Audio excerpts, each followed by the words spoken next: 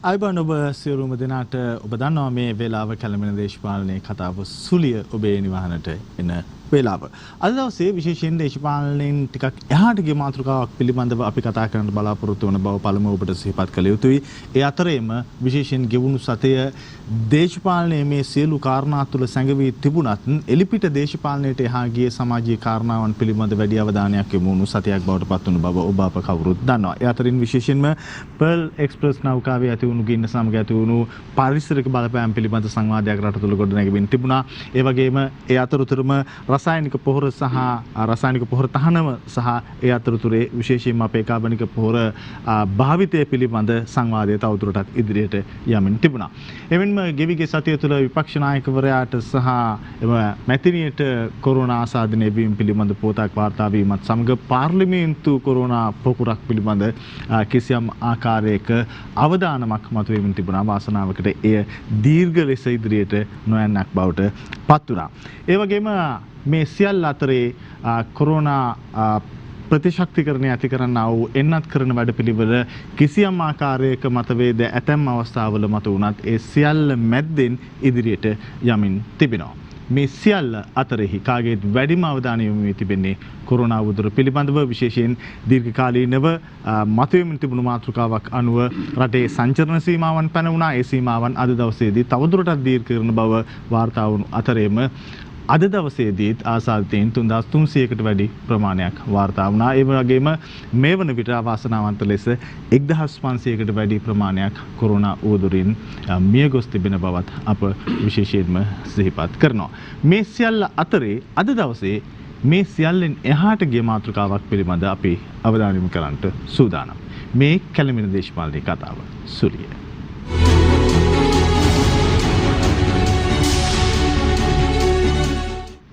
අපි කුඩා කල ජනමාධ්‍යයෙන් ප්‍රචාරය වුණු ලක්ෂ්මී බායි නම් ගායිකාව ගායනා කළ පිට දීපදේශ ජයගත්තා ගීතය අපි කවුරුත් බොහෝ අවධානයෙන් අසා සිටි ගීතයක්. එහි අවසාන භාගයේදී කියවෙනවා අන්තිමේදී කානිදියන පැදුරත් පිටරටින් එනකන් බලා ඉන්න බවක්. ඒ කාලේ මේ ගීතය අහද්දී අපි හිතුවේ එය උපහාසාත්මකව ගොඩනගන කිසියම් ආකාරයක අවදානමක් පිළිබඳ ඉඟියක් කියලා. ඒත් මේ වෙනකොට එය යථාර්ථයක් සැබෑවක් බවට පත් වී තිබෙනවා.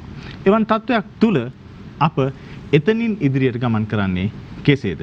ඒ පිළිබඳ අප සංවාදකයන්ට අද දවසේදී බලාපොරොත්තු වෙනවා. දේශීයත්වයෙන් දේශය ගොඩනැගිය හැකිද? ඒ තමයි අද දවසේදී අපේ මාතෘකාව බවට පත්වන්නේ. මේ මාතෘකාව ලිහා පෙරලා ගන්නට නැත්නම් මේ ඉතාමත් හොඳින් විග්‍රහ කර ගන්නට ප්‍රාමාණික විද්වතුන් සිව් දෙනෙකුට අපි අද දවසේදී ආරාධනා කළා. ඒ අතරින් අප පළමුව හඳුනා ගන්නවා අප ගෞරවයෙන් පිළිගන්නවා වෛද්‍ය නිමල් කරුණාසිරි මහත්මයාව. ආයුබෝවන් කියලා අපි ඔබතුමන් පිළිගන්නවා. ඒ වගේම වෛද්‍ය වසන්ත බණ්ඩාරට මහත්මයාට අපි ආරාධනා කළා. ආයුබෝවන් ඔබතුමන්ටත්. ඒ වගේම පරිසරවේදී ඇලෙක්ස් තන්ත්‍රාරච්චි මහත්මයාට අපි ආරාධනා කළා. ආයුබෝවන් කියලා අපි ඔබතුමන් පිළිගන්නවා. වරලත් ඉංජිනේරු සංජීව විජේසිංහ මහත්මයාට අපි ආරාධනා කළා. ආයුබෝවන් කියලා අපි ඔබතුමන්වත් පිළිගන්නවා. දේශීයත්වයෙන් දේශය ගොඩනැගිය හැකිද? එයයි අද දවසේදී විශේෂයෙන් අපි අර සාම්ප්‍රදායික සංවාදයකට එහා ගිය වඩාත් හරවත් සංවාදයක් ගොඩනගන්නට හැකියාව ලැබෙයි අපි විශ්වාස කරනවා. අපි කලින් මතක් කළා වගේම මේ මාතෘකාව පිළිබඳ වඩාත් හොඳින් විග්‍රහ කර ගන්නට ප්‍රාමාණික විද්වතුන් සිව් දෙනෙකු අපට අද දවසේදී කැඳවා ගන්නට අවස්ථාව ලැබුණු නිසා වෛද්‍ය නිමල් කරුණාසිරි මහත්මයාණනි අපි ඔබතුමන්ට ආරාධනා කරනවා මේ සංවාදය ආරම්භ කරන්නට. දේශීයත්වයෙන් ඇත්තටම දේශය ගොඩනගන්නට හැකිද? විශේෂයෙන්ම ප්‍රථමයෙන්ම ස්තුතිවන්ත වෙනවා මේ අවස්ථාව ලබා දීම සම්බන්ධව සියත ආයතනයට. මූලික වශයෙන් අපි දේශීයත්වය ගැන කතා කරනකොට ලෝකේ මේ පෘථිවියේ තියෙන රටවල් හැම එකක්ම ගත්තාම ඒ හැම රටකටම ආවේනික වූ සංස්කෘතියක් තියෙනවා. ඒ සංස්කෘතිය විශේෂයෙන්ම නිර්මාණය වෙන්නේ භූගෝල පරිසරය, ඒ වගේම ජෛව විද්‍යාත්මක පරිසරය සහ ඒ හරහා නිෂ්පාදන බලවේගයන් හැසිරෙන ආකාරය අනුව ඔවුන් ගොඩනගා ගන්න කලපුරුද්ද, දැකපුරුද්ද, පළපුරුද්ද හරහා ගොඩනගෙන දෙයකට තමයි අපි ඒක කාලයක් තිස්සේ භාවිතා කිරීමෙන් ඒකට අපි කියනවා චාරිත්‍ර වාරිත්‍රයක් කියලා. ඒ චාරිත්‍ර වාරිත්‍රය අඛණ්ඩව ගෙන යාමෙන් අපි ඒක සංස්කෘතියක් කියලා කියනවා. ඒ නිසා මිනිසා කියන්නේ සංස්කෘතික සත්‍යයක්. ඒකයි මම එතෙන්ට පිවිසුනේ. එතකොට මේ මිනිසා කියන සංස්කෘතික සත්‍යය නිර්මාණය වෙන්නේ ඒ භූමිය තුල, නිර්මාණය වෙන්නේ ඒ පරිසරය තුල. ඒකයි මම කිව්වේ ඒකට භූගෝලීය පරිසරයක් සහ ජෛවික පරිසරයක් තියෙනවා. එතකොට මේ පරිසරය තුළ මේ ජෛවික පරිසරය තුළ භූගෝලීය පරිසරය තුළ ජීවත් වෙන මේ බිහිවන සත්වයාට ඒ පරිසරය තුළ සුරක්ෂිතභාවය තියෙනවා. ඒක තමයි අපි තේරුම් ගන්න ඕන. ඒ පරිසරය තුළ ඔහුට ආහාර පාන, ඔහුගේ ජීවත් වීමට අවශ්‍ය දේ, ඒ ජනතාවගේ සෞඛ්‍ය, ඒ සියලු දේ ඒ පරිසරය තුළ තියෙනවා. ඕකට ඉන්දියාවේ මහත්මා ගාන්ධී වරක කියනවා ඉන්දියාව ජනතාව බය වෙන්න එපා. Tamanට මීටර 50ක් ඒ කාලේ කිව්වේ යාර 50ක් ඇතුලේ යාර 50ක් ඇතුලේ සියලු දේ තියෙනවා. හැබැයි ප්‍රශ්න තියෙන්නේ ඒ සියලු දේ දකින්නට මනසක් නැත්තම් අපි හැමදාම අද ඔබ කිව්වා වගේ පිට රටින් ගෙනල්ලා කන පුරුද්දක් ඇති වෙනවා. හේතුව අපිට මේක දකින්න පුළුවන් කමක් නැති නිසා. ඒ නිසා ඒ වගේම ශ්‍රී ලංකාවට ගත්තාම ශ්‍රී ලංකාවේ අපි හැමතිස්සෙම කතා කරන්නේ ඉතිහාසය අපේ මෙහෙමයි. අපේ මුතුන් මිත්තු මෙහෙමයි. හැබැයි අපි එහෙම වෙලා නැහැ. එතකොට අපි ඉතිහාසය ගැන දිගින් දිගට කතා කරනකොට අපි අපේ ශිෂ්ටාචාරයේ අපි ඊටාම විශිෂ්ටම නිර්මාණයක් කරපු යුග හැටියට අපි පෙන්නනවා අනුරාධපුර ශිෂ්ටාචාරය. පොළොන්නරු ශිෂ්ටාචාරය. එතකොට ඒකේ අපි අද වගේම අදට වඩා අපි සත්මහල් පාසාද හැදුවා කියලා කියනවා. එතකොට ඒ කාලේ කොන්ක්‍රීට් යුගයේ නෙමෙයි තිබ්බේ ගල් යුගයේ. ගල් යුගයේ තුල ලෝකේ අනිත් රටවල් ගල් යුගයේ තුල මේ ඇඳුමක්වත් නැතුව ගල් ආයුධ පාවිච්චි කරනකොට අපි ඊට වටිනා ඇඳුම් පැළඳුම් පාවිච්චි කරමින් මේ ගල් කුළුණු මත කට්ටු නිවාස හදන්න සමත් වෙලා තියෙනවා. ඒ විතරක් නෙවෙයි මේ සාමාන්‍යයෙන් ලෝකයේ ගත්තම අනිකුත් රටවල් 200 ගාණක් දිහා බැලුවම 198ක් ප්‍රධාන වශයෙන් ඒ රටවල් වල තැන්නේ වැහි ජලය එක්රැස් කිරීම කරලා තිබෙන්නේ අතීතයේ. දැන් අතම් රටවල් කරලා තියෙනවා. අතීතයේදී ඒ අතීත අපේ ඉංජිනේරුවන්ට හැකියාව ලැබිලා තියෙනවා. තැන්නේ වැහි ජලය නතර කරන්න. දැන් අපි පසු කාලේනෝ අපි කරුවේ කඳුකර ප්‍රදේශ හිර කළා ගංගා ජලය හිර කරපු එක. හැබැයි අනුරාධපුර ශිෂ්ටාචාරය, පොළොන්නරු ශිෂ්ටාචාරය තුළ අපි විශාල සාගර වගේ ජලාශ කොට නැගුවේ ඒ අර. එතකොට ඒකෙන් අපිට පෙන්වන්න තියෙන දේ තමයි අපි එදා ආහාර වලින් සුරක්ෂිත වෙලා තිබ්බා.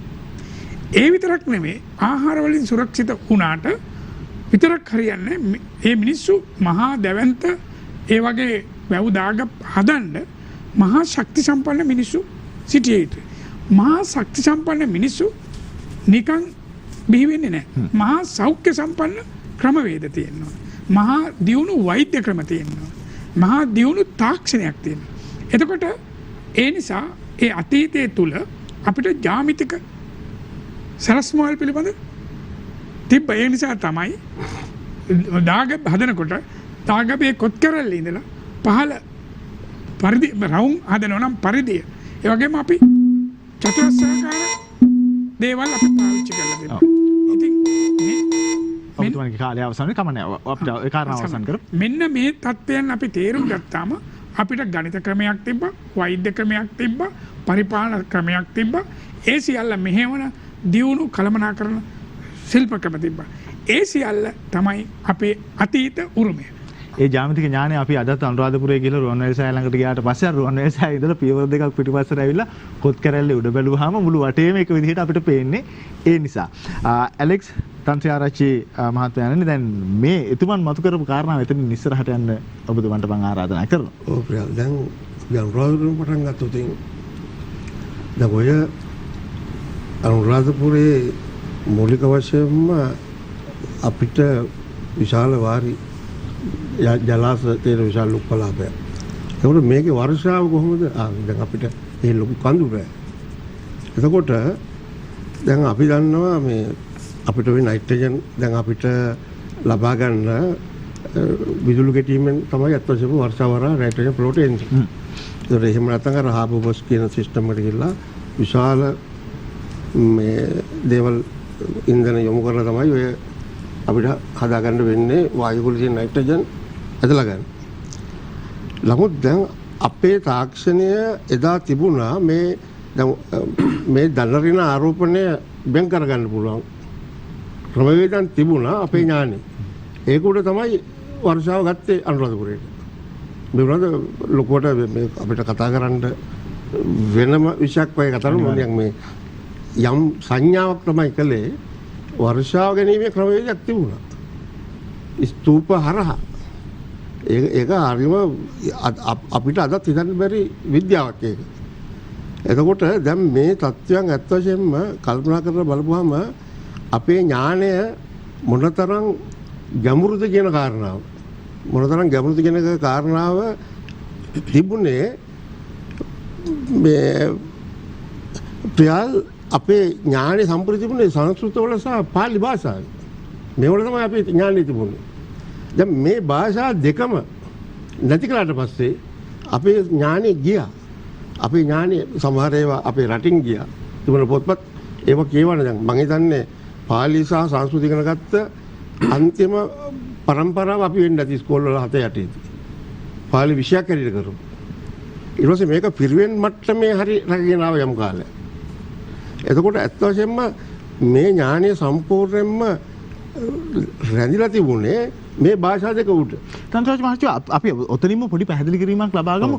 කවුද මේක අපිට නැති කළේ එතකොට? එතකොට මේක හරියට පැහැදිලිව කියන්න පුළුවන් තමයි මේ කෝල්බ්‍රොක් කොමිෂන් එක ඇවිල්ලා ඒගොල්ලෝ අධ්‍යාපන ප්‍රතිසංස්කරණ කරනකොටම ඒගොල්ලෝ කියනවා මේක මේ අධ්‍යාපන ක්‍රමයට භික්ෂුන් යෝජනා වලට භික්ෂුන් වහන්සේලා ගන්න එපා. ඒගොල්ලෝ පිරිවෙන් වල ඉගෙනනවා කියන්නේ බොහොම ඒතරම් හොඳ අධ්‍යාපනයක් නෑ ඒගොල්ලන්ට. ඒ නිසා ඒ කෝල්බ්‍රොක් වාර්තාවම තියෙනවා ඒගොල්ලන් ගන්න එපායි කියලා. මොකද දැන් පිරිවෙන් අධ්‍යාපනය එතනින් ගලවන්න ඕනකම තිබුණා. මොකද ඒගොල්ලන්ට ඕන තිබුණේ තමුන්ගේ යටත් විද්‍යා ස්වාමියාට ගැළපෙන විදිය පරිපාලන සේවයක් හදන්න. එතකොට ඥානය නෙවෙයි සූච්‍ය කීකරු ගෝලයක් හදන මේ අධ්‍යාපනයක් තමයි යාළුවෝ. දැන් මේක උඩ ඇත්ත වශයෙන්ම එතනින් තමයි ඇත්ත වශයෙන්ම අපේ ඥානෙ ගිලින එක අවස්ථාවක් වෙන්නේ. මම දකින්න එක බෙදුණු රේඛාවක් තියෙනවා. මේ අධ්‍යාපන ප්‍රතිසංස්කරණ කරන යෝජනාවල. ඒකේ ඒ පරිච්ඡේද ඒකේ වාර්තා 3 දෙවෙනි වාර්තාවේ ඉතා පැහැදිලිව තියෙනවා හොඳට පරිස්සමින් ගියොත් කොහොමද මේ ඥානය තල්ලු කරලා දාන්නේ මේ සමාජයෙන් කියන කාරණාව. එතකොට දැන් මේක උඩ තමයි අපේ ඇත්තම අපේ වෛද්‍ය විද්‍යාව. දැන් වෛද්‍ය විද්‍යාව ඇත්තටම ඒකනේ පරිපූර්ණ විද්‍යාව මේකේ ශරීර සෞඛ්‍ය ආහාර සියල්ල තිබුණේ එතනනේ. එතකොට එතනදී දැන් අපි ගත්තාම අපේ තිබුණා ආයුර්වේද කියන්නේ අපි මිනිසුන්ට සාමාන්‍යයෙන් ප්‍රතිකාර කරන මිනිස්යාගේ ආයුර්වේදය හැටියට තිබුණා එක පැත්තක. අනිත් පැත්තේ තිබුණා සත්තුන්ට ප්‍රතිකාර කරන සත්ත්ව ආයුර්වේදය. ඒකයි කැඩෙනවා ගජ ආයුර්වේදය, හය ආයුර්වේදය, ගව ආයුර්වේදය කියලා අයි තුනකට. නමුත් වැදගත්ම කොටස අනිත් පැත්තේ තිබුණා වෘක්ෂ ආයුර්වේදය. එතකොට මේ වෘක්ෂ ආයුර්වේදය ගත්තාම අදටත් මම නම් පහුගිය අවුරුදු 30ක් මේක අත්හදා බලපු තැන් තියෙනවා. අදටත් මේ ශුද්‍රජීවීන් බැක්ටීරියා කියලා මේ අපිට මේ කියන විද්‍යාත්මක අදහස් අස්සේ අපිට පෙන්වු කරන දේවල් වල ඊට වඩා ගැඹුරක් මේකේ තියෙනවා. මේක කොහොමද ස්වභාවිකව මෙයාම වර්ධනය කරගන්නේ. එතකොට අපි ওই කාරණාවෙන් අවසන් කරමු මේවට. කමන්නේ ওই කාරණාව අවසන් කරන්න පුළුවන් ඔබතුමන්ට. ඔව්. එතකොට දැන් මේක ගත්තාම මේ මම ඊළඟ වටේදී මට කතා කරන්න උනොත් මම කියන්නම් මේ දැන් ගොයන් ශාකයේ තුල මේ සුද්ධජීවී බැක්ටීරියා ක්‍රියාකාරීත්වය කොහොමද හැදුනේ ඒ ස්වභාවික ගොවිතැන කොහොමද කෙරුණේ ඒ ගොවිතැන ඇස්සේ තමයි පරාක්‍රම රජතුමාට පුළුවන්කම ලැබුණේ මේක ධාන්‍යගාරයක් කරන්න. පැහැදිලි ස්තුතියි ඔබතුමන්ට වෛද්‍ය වසන්ත බණ්ඩාර මහත්මයා. දැන් අපිට එතුමන් අතර කරපු තැන ඉස්සරහට යන්න පුළුවන්. අපේ සාම්ප්‍රදායික ඥානය සාම්ප්‍රදායිකව අපි අරන් ආපු අපේ අධ්‍යාපනය සහ ඒක ඇතුළේ අරන් ආපු සංස්කෘතිය එක තැනකින් නතර කරලා ඊට පස්සේ අපිට ආරෝපණය කරන වෙනත් සංස්කෘතියක්. එතනින් තමයි අපි වැටෙන්න පටන් ගන්න කියලා එතුමන් කියන්නේ. අපි එතනින් ඉස්සරහට යමු. ඔව් ප්‍රියාල් එතන හොඳ ආරම්භයක් ගන්න පුළුවන් තැනක්. අපි ගියොත් 1835 ටීබී මැකෝලි කියන එංගලන්තයේ සාමි මණ්ඩලයේ සාමිවරයා අධ්‍යාපන මිනිට් එකක් ඉදිරිපත් කරනවා ඉන්දියාවේ පාර්ලිමේන්තුවට. ඔහු එහිදී කියනවා ඔහු ඇත්තටම ලංකාව ගැන තමයි යටත් විත්ත ලේකම්ට වැඩිපුර කියන්නේ. මොකද ඉන්දියාවේ යටත් වුණාට පස්සේ ඉන්දියාවේ පළවෙනි වෙඩිල්ල පත්තු කරන්න කැරලි ගහන්න අවුරුදු 250ක් ගියා. හැබැයි අපේ රටේ අපි 815 ගිවිසුම අත්සන් කළ අවුරුදු 2ක් ඇතුළත අපි පළවෙනි කැරල්ල ගහනවා. ඒ නිසා උන්ට අපි ගැන තිබුණා ඉන්දියානුවන්ට වඩා මානසික අවුලක්. ඉතින් ඔහු කියනවා මේ මොවුන්ගේ සම්ප්‍රදායනුකූල අධ්‍යාපන පද්ධතියක් තියෙනවා පිරිවෙන් මුල් කරගත්ත. සෞඛ්‍ය පද්ධතියක් තියෙනවා. ඔවුන්ගේම චින්තනයක් තියෙනවා. ඓතිහාසික අඛණ්ඩ වාපු උරුමයක් තියෙනවා. ඉතින් මේ මිනිස්සු යටත් කරලා තියාගන්න එක ලේසි නෑ. ඉතින් ඔහු යෝජනා කරනවා ඉංග්‍රීසි භාෂාවෙන් අධ්‍යාපනය දෙන්න ඕන කියන ඉන්දියාවේ ඒකට බ්‍රිතාන්‍ය ආණ්ඩුව මුදල් වැය කරන්න ඕන කියන යෝජනාව ගේන ගමන් ඔහු කියනවා ඉන්දියානුවන්ටත් ශ්‍රී ලංකා සියල්ලට කියන්නේ ඔහු කියනවා රුධිරේ සහ වර්ණේ ඉන්දියානුවන් වුවත් චින්තනයෙන් අධ්‍යාත්මයෙන් දැනුමෙන් චර්යාවෙන් බ්‍රිතාන්‍යයන්සේ කටයුතු කරන පන්තියක් හදන්න. එතකොට ඒ පන්තිය අපි වෙනුවෙන් මුංග පාලනය කරනවා. ඒ වචන ටික ඔහු වක්‍රව කියන්නේ මම මේක මගේ වචන වලට අරවලා කියන්නේ. එතකොට මෙන්න මේ පන්තිය අර කියන ධර්මපාලතුමා කියපු කළු සුද්දෝ කියලා එතුමා හැඳුන්වුවේ. මෙන්න මේ කළු සුද්දෝ ටික තමයි ඔබතුමා අහන ප්‍රශ්නෙට බෑ කියලා කියන්නේ. දේශීයත්වයෙන් අපේ දේශීය හැකියාවෙන් අපේ දැනුම් පද්ධතිය අපේ ස්වභාවික සම්පත් අපේ ඓතිහාසිකව අපේ වටිනාකම් පද්ධතිය අපේ සભ્યත්ව උරුමය අපේ භූගෝලීය පිහිටීම මත අපට ලැබිලා තියෙන ඒ වාසනාව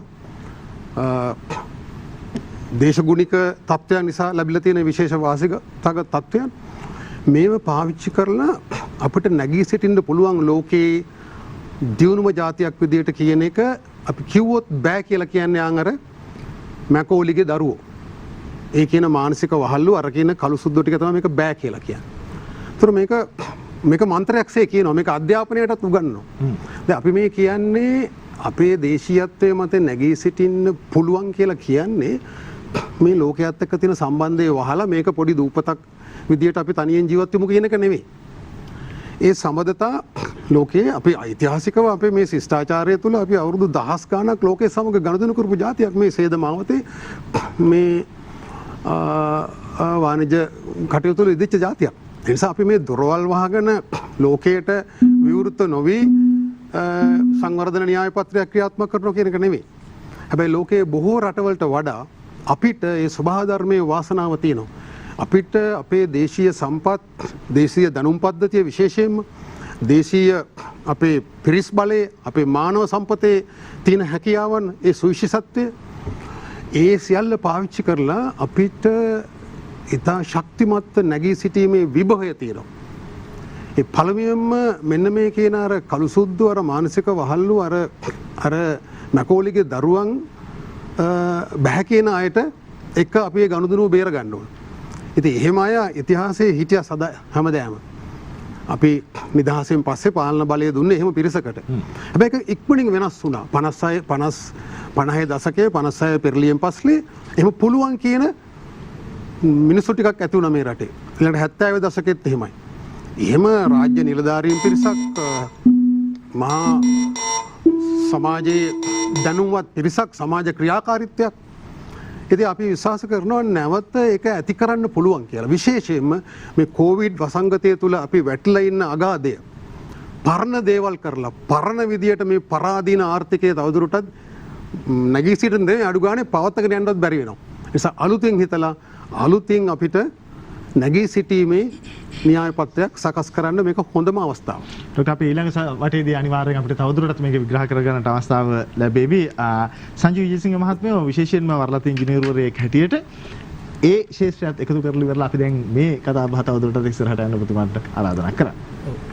බොහොම ස්තුතියි මට මේ අවස්ථාව ලබා දුන්නට සිත සේවයට.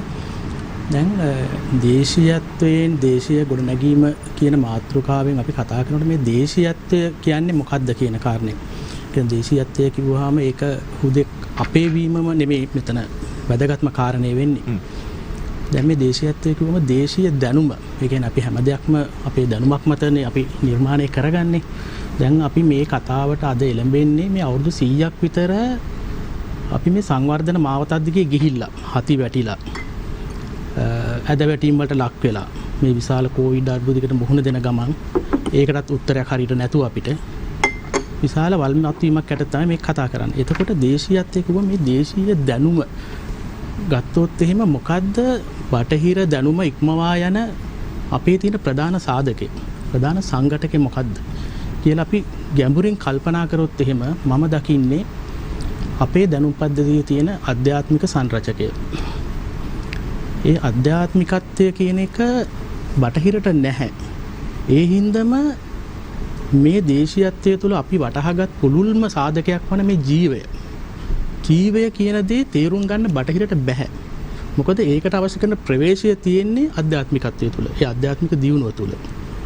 ඒ වටහා ගැනීම නොහැක වීම තුළ ඔවුන් ජීවය විවිධාකාරයට විග්‍රහ කරන්නට යනවා.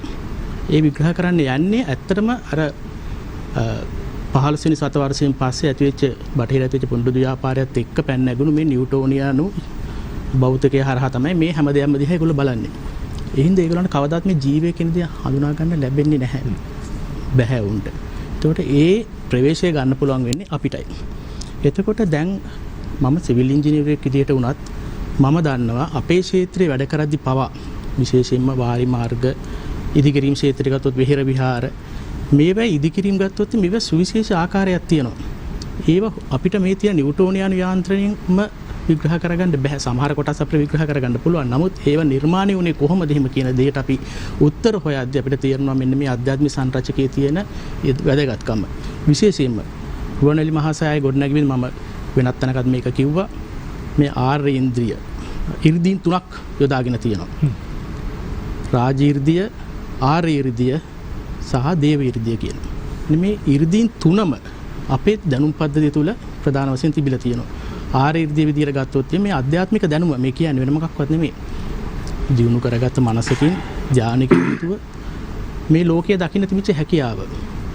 එතකොට දේව ඉර්ධිය ගත්තොත් එහෙම දෙවිවරුන්ගේ තිබිච්ච සම්බන්ධකම්. රාජ ඉර්ධිය ගත්තොත් එහෙම රජු සහ ඒ පිරිසගේ තිබිච්ච මැදිහත් වීම. එතකොට දැන් අද අපි මේ මුහුණ දෙන තත්ත්වය තුළ දැන් උදාහරණයක් විදිහට ගන්න ගොවිතැන. අද මේ ඇතිලා තියෙන කෘෂි රසායනික ප්‍රශ්නය. දැන් අපි උත්සාහ කරනවා මේ කෘෂි රසායන වෙනුවට මොකක් හරි ඉල්ලන්න. ඒ කියන්නේ කොම්පෝස්ට් ඉල්ලන්න. නමුත් ඇයි අපි එහෙම ඉල්ලන්න පෙළඹෙන්නේ? දැන් අපි මේ අර්බුද ගැන කතා කරොත් බොහෝ දෙනා අපිත් එක්ක එකග වෙනවා. නමුත් අන්තිමට අර අතෙන්ට දුවනවා. ඇයි මෙහෙම වෙලා තියෙන්නේ? දැන් කවුද මේකේ ආධිපත්‍යය දරන්නේ ඇත්තටම? ජනාධිපතිතුමාද, අගමැතිතුමාද, ඇමතිවරුද, එහෙම නැත්නම් සෞඛ්‍ය අධිකාරීද, කෘෂිකර්මයේ ඉන්න අධ්‍යක්ෂ ජෙනරාල්තුමාද, එහෙම නැත්නම් මේ සාකච්ඡාවේ මත වුණා වගේ කළු සුද්දම් පිරිසද? දැන් මේ අය අඩු වැඩි වශයෙන් මේ කාරණාවත් එක්ක එකඟ වුණත් මේ අය එතෙන්ට යන්නේ නැහැ. හැම වෙලෙම පොඩි දෙබිඩි බවක් පෙන්නනවා. මා හිතන්නේ ප්‍රධාන වශයෙන්ම මේ தත්ත්වය තේරුම් ගන්නට අර අධ්‍යාත්මිකව මේක දිහා බලන්න අපි එළඹෙන්නේ නැති තාක්කල් අපි අරක වටේම නිතරම කැරකෙනවා. ඒ හින්දා එකෙන් කැඩෙන්න බැරි වෙලා තියෙනවා අපිට. මම හිතන්නේ මේ කාරණය මම දෙවෙනි වටේදී තවදුරටත් ඉදිරියට ගන්න බලාපොරොත්තු වෙනවා. ඔබලිතාවක් සුලිය සමග ඔබ දන්නවා අද දවසේදී විශේෂයෙන්ම අපි සාම්ප්‍රදායික දේශපාලන සංවාදයකට එහා ගිය සංවාදයකට මුල පුරා තිබෙන්නේ අප විශ්වාස කරන හැටියට මේ අවස්ථාවේදී ජාතික වශයෙන් වැදගත්කමක් තිබෙන නාලිකාවක් හැටියට මාධ්‍යායතනයක් හැටියට අප කළ යුතුම යාමකට අද දවසේදී මුල පුරනවා කියා දේශීයත්වයෙන් දේශීය ගොඩනැගිය හැකිද කියන මාතෘකාව පිළිබඳ සංවාදයක් අද දවසේ ගොඩනගමින් සිටින්නේ අපි වෛද්‍ය නිමල් කරුණාසිරි මහත්මයා ළඟට යලිත් තතාවක් මම එන්නේ අපි දැන් අපි මේ ඉතිහාසය පිළිබඳ කතා කරේ අර හැමදාම අපි කතා කරනවා වගේ මේ අතීත කාමයෙන් තවදුරටත් ඉස්සරහට යන්න නෙමෙයි. අපි හොයාගන්න ඕනේ අපි හිටපු තැන සහ අපි අද ඉන්න තැනට වැටෙන්න අපිට වැරදුනේ කොතනද කියන කාරණා. ඇත්තටම මේ අපි ආපු ගමන තුළ කොහෙද අපිට වැරදුනේ? මම හිතන්නේ ඇලෙක්ස් මහත්මයා කිව්වා ඊට පැහැදිලිව අපිට වැරදුනේ වෙන මොකකින්වත් නෙමෙයි අපේ මනස සෝදන්න කරන ලද අධ්‍යාපනයේ වරද. ඒකෙදී මම ඇලෙක්ස් මහත්මයා කියපු කතාව පිළිගන්නවා. පෙරේදා අපි සාකච්ඡාවක් Zoom එක හරහා කළා. එක සුදු නිලධාරියෙක් එක්ක අපේ කළු හැම තියෙන සියලු දෙනාම බැරි මරගාත ඉංග්‍රීසියෙන් කතා කරනවා. සුදු නිලධාරියා අපිට එයාගේ භාෂාවෙන් කතා කරලා ඔක්කොම උපදෙස් දෙනවා. මම එතෙන්දිම ඇහුවා යකෝ අපි මේ නිදහස් රටක්ද? අපි විශාල පිරිසක් එක නිලධාරියෙක් වෙනුවෙන් අපේ පරභාෂාවෙන් අපි කතා කරනවා. සාමාන්‍යයෙන් ඒ රටට ගියා නම් අපිට කියන්නේ මේ එයාලගේ භාෂාවෙන් කතා කරනකොට උඹලා පරිවර්තනය කෙනෙක් දාගෙන ඉන්න උඹලා එක්කෙනා නේ. දැන් එක්කෙනෙක් වෙනුවෙන් අපි 100ක් විතර එහෙම නැත්නම් 50ක් විතර අපේ පරභාෂාවෙන් මේක තමයි අර ඇලෙක්ස් මහත්මයා කියපු අපේ නිවටකම. අපේ නිවටකම. ඒ කියන්නේ අපි තවමත් පුද පූජා කරන අපේ ළමයින්ට පවා අපි උගන්වන්න මහන්සි ගන්නේ ඉස්සෙල්ලා මොකක්ද? පුතාට දුවට ABC හරියට කියන්න පුළුවන්ද? අයනු කියන්න පුළුවන්ද? බැරිද කියලා අහන්නේ නැහැ. මේක තමයි අර අපිට අධ්‍යාපනයේ විසින් හදපු දේ. ඊට පස්සේ ඔවුන් දැන් උදාහරණයක් අපේ අධ්‍යාපනය තුළ අපිට උගන්වන්නේ රුධිර සංසරණය හොයාගත්තේ කවුද? විලියම් හාවේ. එහෙමයි අපි ඉගෙන ගන්න. ඒක පට්ට බොරුවක්. ඒක නෙවෙයි අපේ අතීතයේ රුධිර සංසරණය පිළිබඳ අපි බෞද්ධ සාහිත්‍ය ගත්තක් තියෙනවා. චරක සුශ්‍රුතගේ පොත්පත් ගත්තත් අපේ දේශීය පොත්පත්වලක් තියෙනවා. හෘදය වස්තුවට කුටීර 4ක් තියෙනවා. මෙහෙමයි රුධිර සංසරණය. එතකොට ඒකෙන් කියන්න ගත්තේ මේ ශ්‍රී ලාංකිකයා කියන්නේ මෝඩයෝ නිවටයෝ දැනුමක් නැහැ කියලා. හැබැයි ඒ අපි යුරෝපයටත් කලින් අපිට පුළුවන්කම තිබ්බා වැවක බිසෝකොටුව ඉතා දියුණු තාක්ෂණයක් මේ ඉංජිනේරු මහත්මයා කියයි හදන්න. හැබැයි අපි ඒ විතරක් නෙමෙයි අපිට ඉතා පොඩි පැලෑටි බෙහෙතක් කරගෙන බරපතල රෝග සුවපත් කරන්න. මා හිතන්නේ එවැනි වූ අපිට හැකියාවක් තිබ්බා. ඒ වගේම අපි පෝෂණයේදී සැලකුවේ ප්‍රෝටීන කාබෝහයිඩ්‍රේට් මේද නෙවෙයි. රස 6 සහිත මధుර අම්ල ලවණ කටුතිත්ත කසාය රස 6 සහිත ආහාර ගත්තොත් ඒක පරිපූර්ණ ආහාරයක්. ඒකෙන් දරුවගේ මනස වැඩෙනවා, ශරීරය වැඩෙනවා. අපි එහෙම ඒ පැත්තෙන් දියුණු විදියට සියලු දේවල් නිර්ණායක සහිතව කරන්න පුළුවන් දැනුමක් අපිට තිබ්බා. හැබැයි ඒ දැනුම අර සුදු අධිරාජ්‍යවාදීන් ලංකාවට ආක්‍රමණය කරුවට පස්සේ මේක මෝඩ දැනුමක්, මේක වැඩක් නෑ කියලා විසිකල්ලා සියලුම නීති රීති අද වෙනකන් හදලා තියෙන්නේ. දැන් කරුණාකරලා දැන් උතන තව ප්‍රශ්නයක් මතුවෙනෝනේ. දැන් හරි අපි හඳුනා ගන්නවා අපේ මෙන්න මෙහෙම අරබද්ද දෙයක් අපිට තිබුණා. අපිට මේකත් එක්ක මෙන්න මෙතෙන්ට යන්න අවශ්‍යතාවය තිබුණා කියලා. ඊට පස්සේ සුද්ධ ඇවිල්ලා වෙනස් කරනවා ඒක. සුද්ධන්ගේ නිදහසලා අපි අවුරුදු 70ක් ගිහිල්ලා ඇයි අපිට මේක ආපහු හරවගන්නේ? ඒකට අර වසන්ත බණ්ඩාර මහත්මයා කිව්වා වගේ මේ හදපු ඔක්කොම ඔබත් මාත් කළු සුද්ධ බවට පත් වෙලා තියෙන්නේ. අපි ඔක්කොම කල්පනා කරන්නේ මොකක්ද? ලෙඩක් වුණොත් අපි දැන් ඊයේ පෙරදා වුණත් ඔබගේ මාධ්‍ය වුණත් කියන්නේ රෝහල් තියෙනවා, ආයුර්වේද රෝහල් තියෙනවා. හැම මාධ්‍යයක්ම හැම දේශපාලඥයෙක්ම හැම නිලධාරියෙක්ම කතා කරන්නේ රෝහල් ආයුර්වේද රෝහල්. වෛද්‍යවරු ආයුර්වේද වෛද්‍යවරු. මොකක්ද? වෛද්‍යවරු නම් ඔක්කොම වෛද්‍යවරු. රෝහල් නම් ඔක්කොම රෝහල්. මේ තියෙන හීනමාන නිසානේ අරක ආයුර්වේද. දෙල්ගෙඩිය රට දෙල්ගෙඩිය. දෙල්ගෙඩිය රට. ඒක නිසා අපිට සම්පත් අපිට බහුලව තියෙනවා. හැබැයි අපි හැමතිස්සෙම වැඩි ඕනේ දැන් ජනාධිපතිතුමා ඉතින් වැඩගත් තීන්දුවක් ගත්තා රසායනික පොහොර නවත්තන්න කියලා. ඒ ගමම්ම ගොවිනුයි අනිත් ඔක්කොම කෑ ගන්නවා. මොකද පොහොර නැතුව ගොවිතැන් කරන්න බෑ.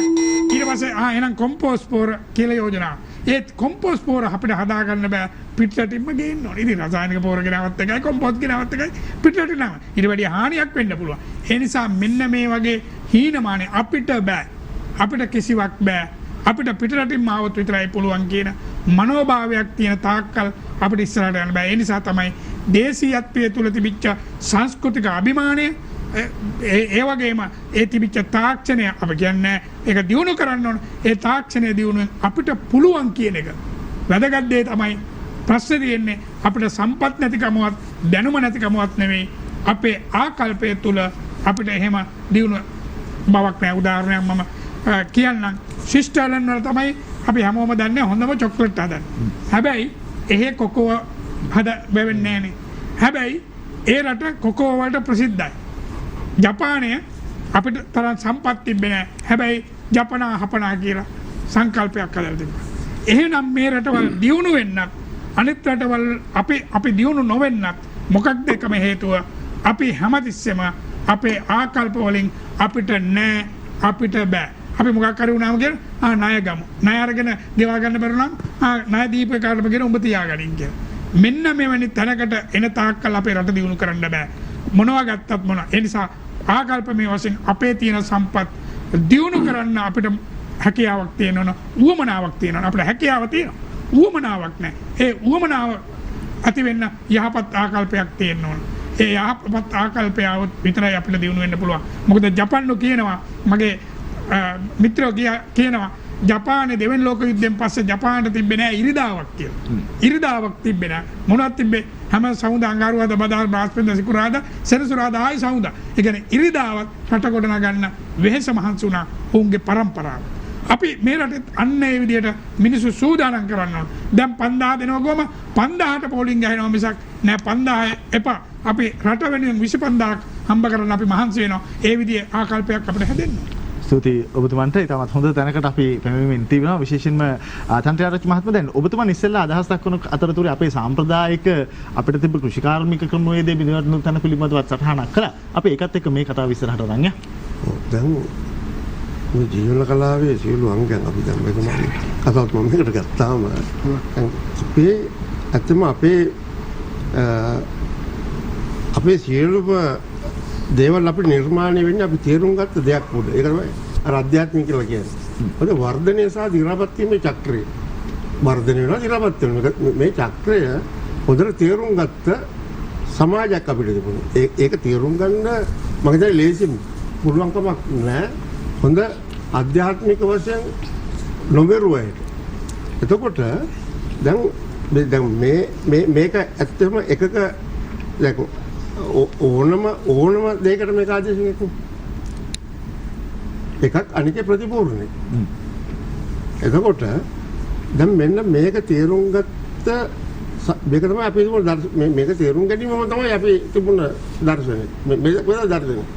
එතකොට දැන් මේ කාරණාව උඩ කෘෂිකර්මයේද මේ සියලු දේවල් මේ කෝණයෙන් බැලීමේ හැකියාව පාලනයේද හැමදේම මේක තේරුම් ගත්තට පස්සේ ඇත්ත වශයෙන්ම මිනිස්සු නිදහස්.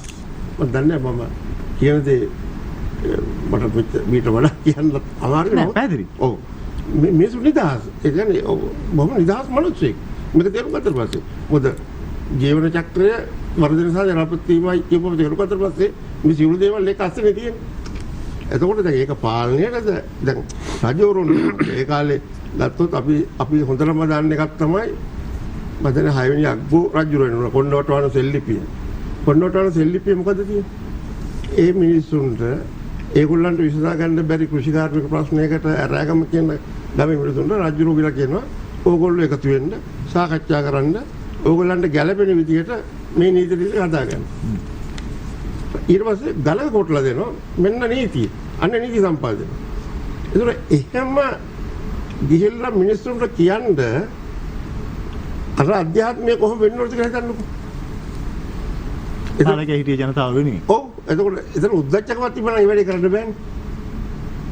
එතකොට දැන් මේවා නිකම්ම ආවේ නැහැ. මේ කියන කාරණාත් එක්ක මේ කලාව සාහිත්‍ය අපි අද මේ කියන දේවල් විලාස දර්ශනයක් අසමයි ආවේ. එතකොට දැන් අපි දැන් දේශීය කියලා තමයි අදගත අපි කියන දේශීය ගවයා කියනවා, දේශීය වෙදකම කියනවා, දේශීය බීජ කියනවා, දේශීය වී වර්ග කියනවා. අපි දැන් අපිට අද ඇයි එහෙම කියන්නේ? මොකද මේක අපිට වෙන් කරගන්න වෙලා තියෙනවා දැන්. වෙන් කරගන්න බැරි වුණත් අපි බලනවා වෙන් කරගන්න. මොකද විදේශ කියන කල්ල කියන්නේ පැත්තේ තියෙනවා.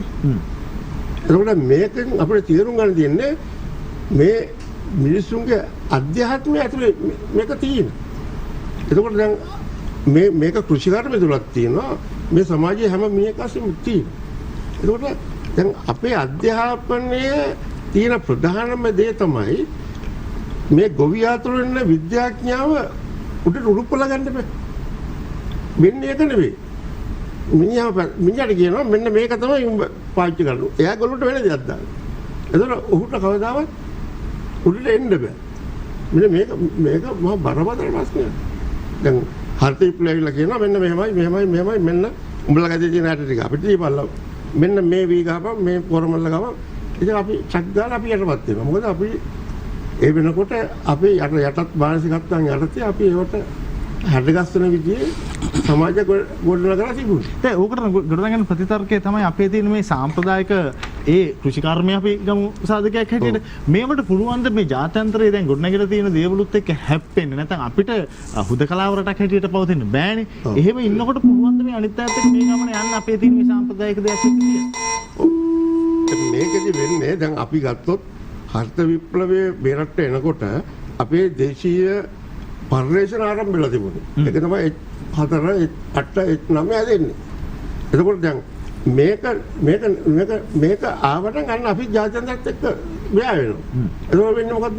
දැන් මේක වෙද්දී ඉන්දියාවේ තමයි මේක ලොකුම ප්‍රශ්නේ ඉන්නේ. මොකද ඉන්දියාවේ ડોક્ટર විචේරියා කියලා මේ මහත්මයා තමයි ඉන්දියානු කෘෂිකර්මයේ අධ්‍යක්ෂකය වෙලා.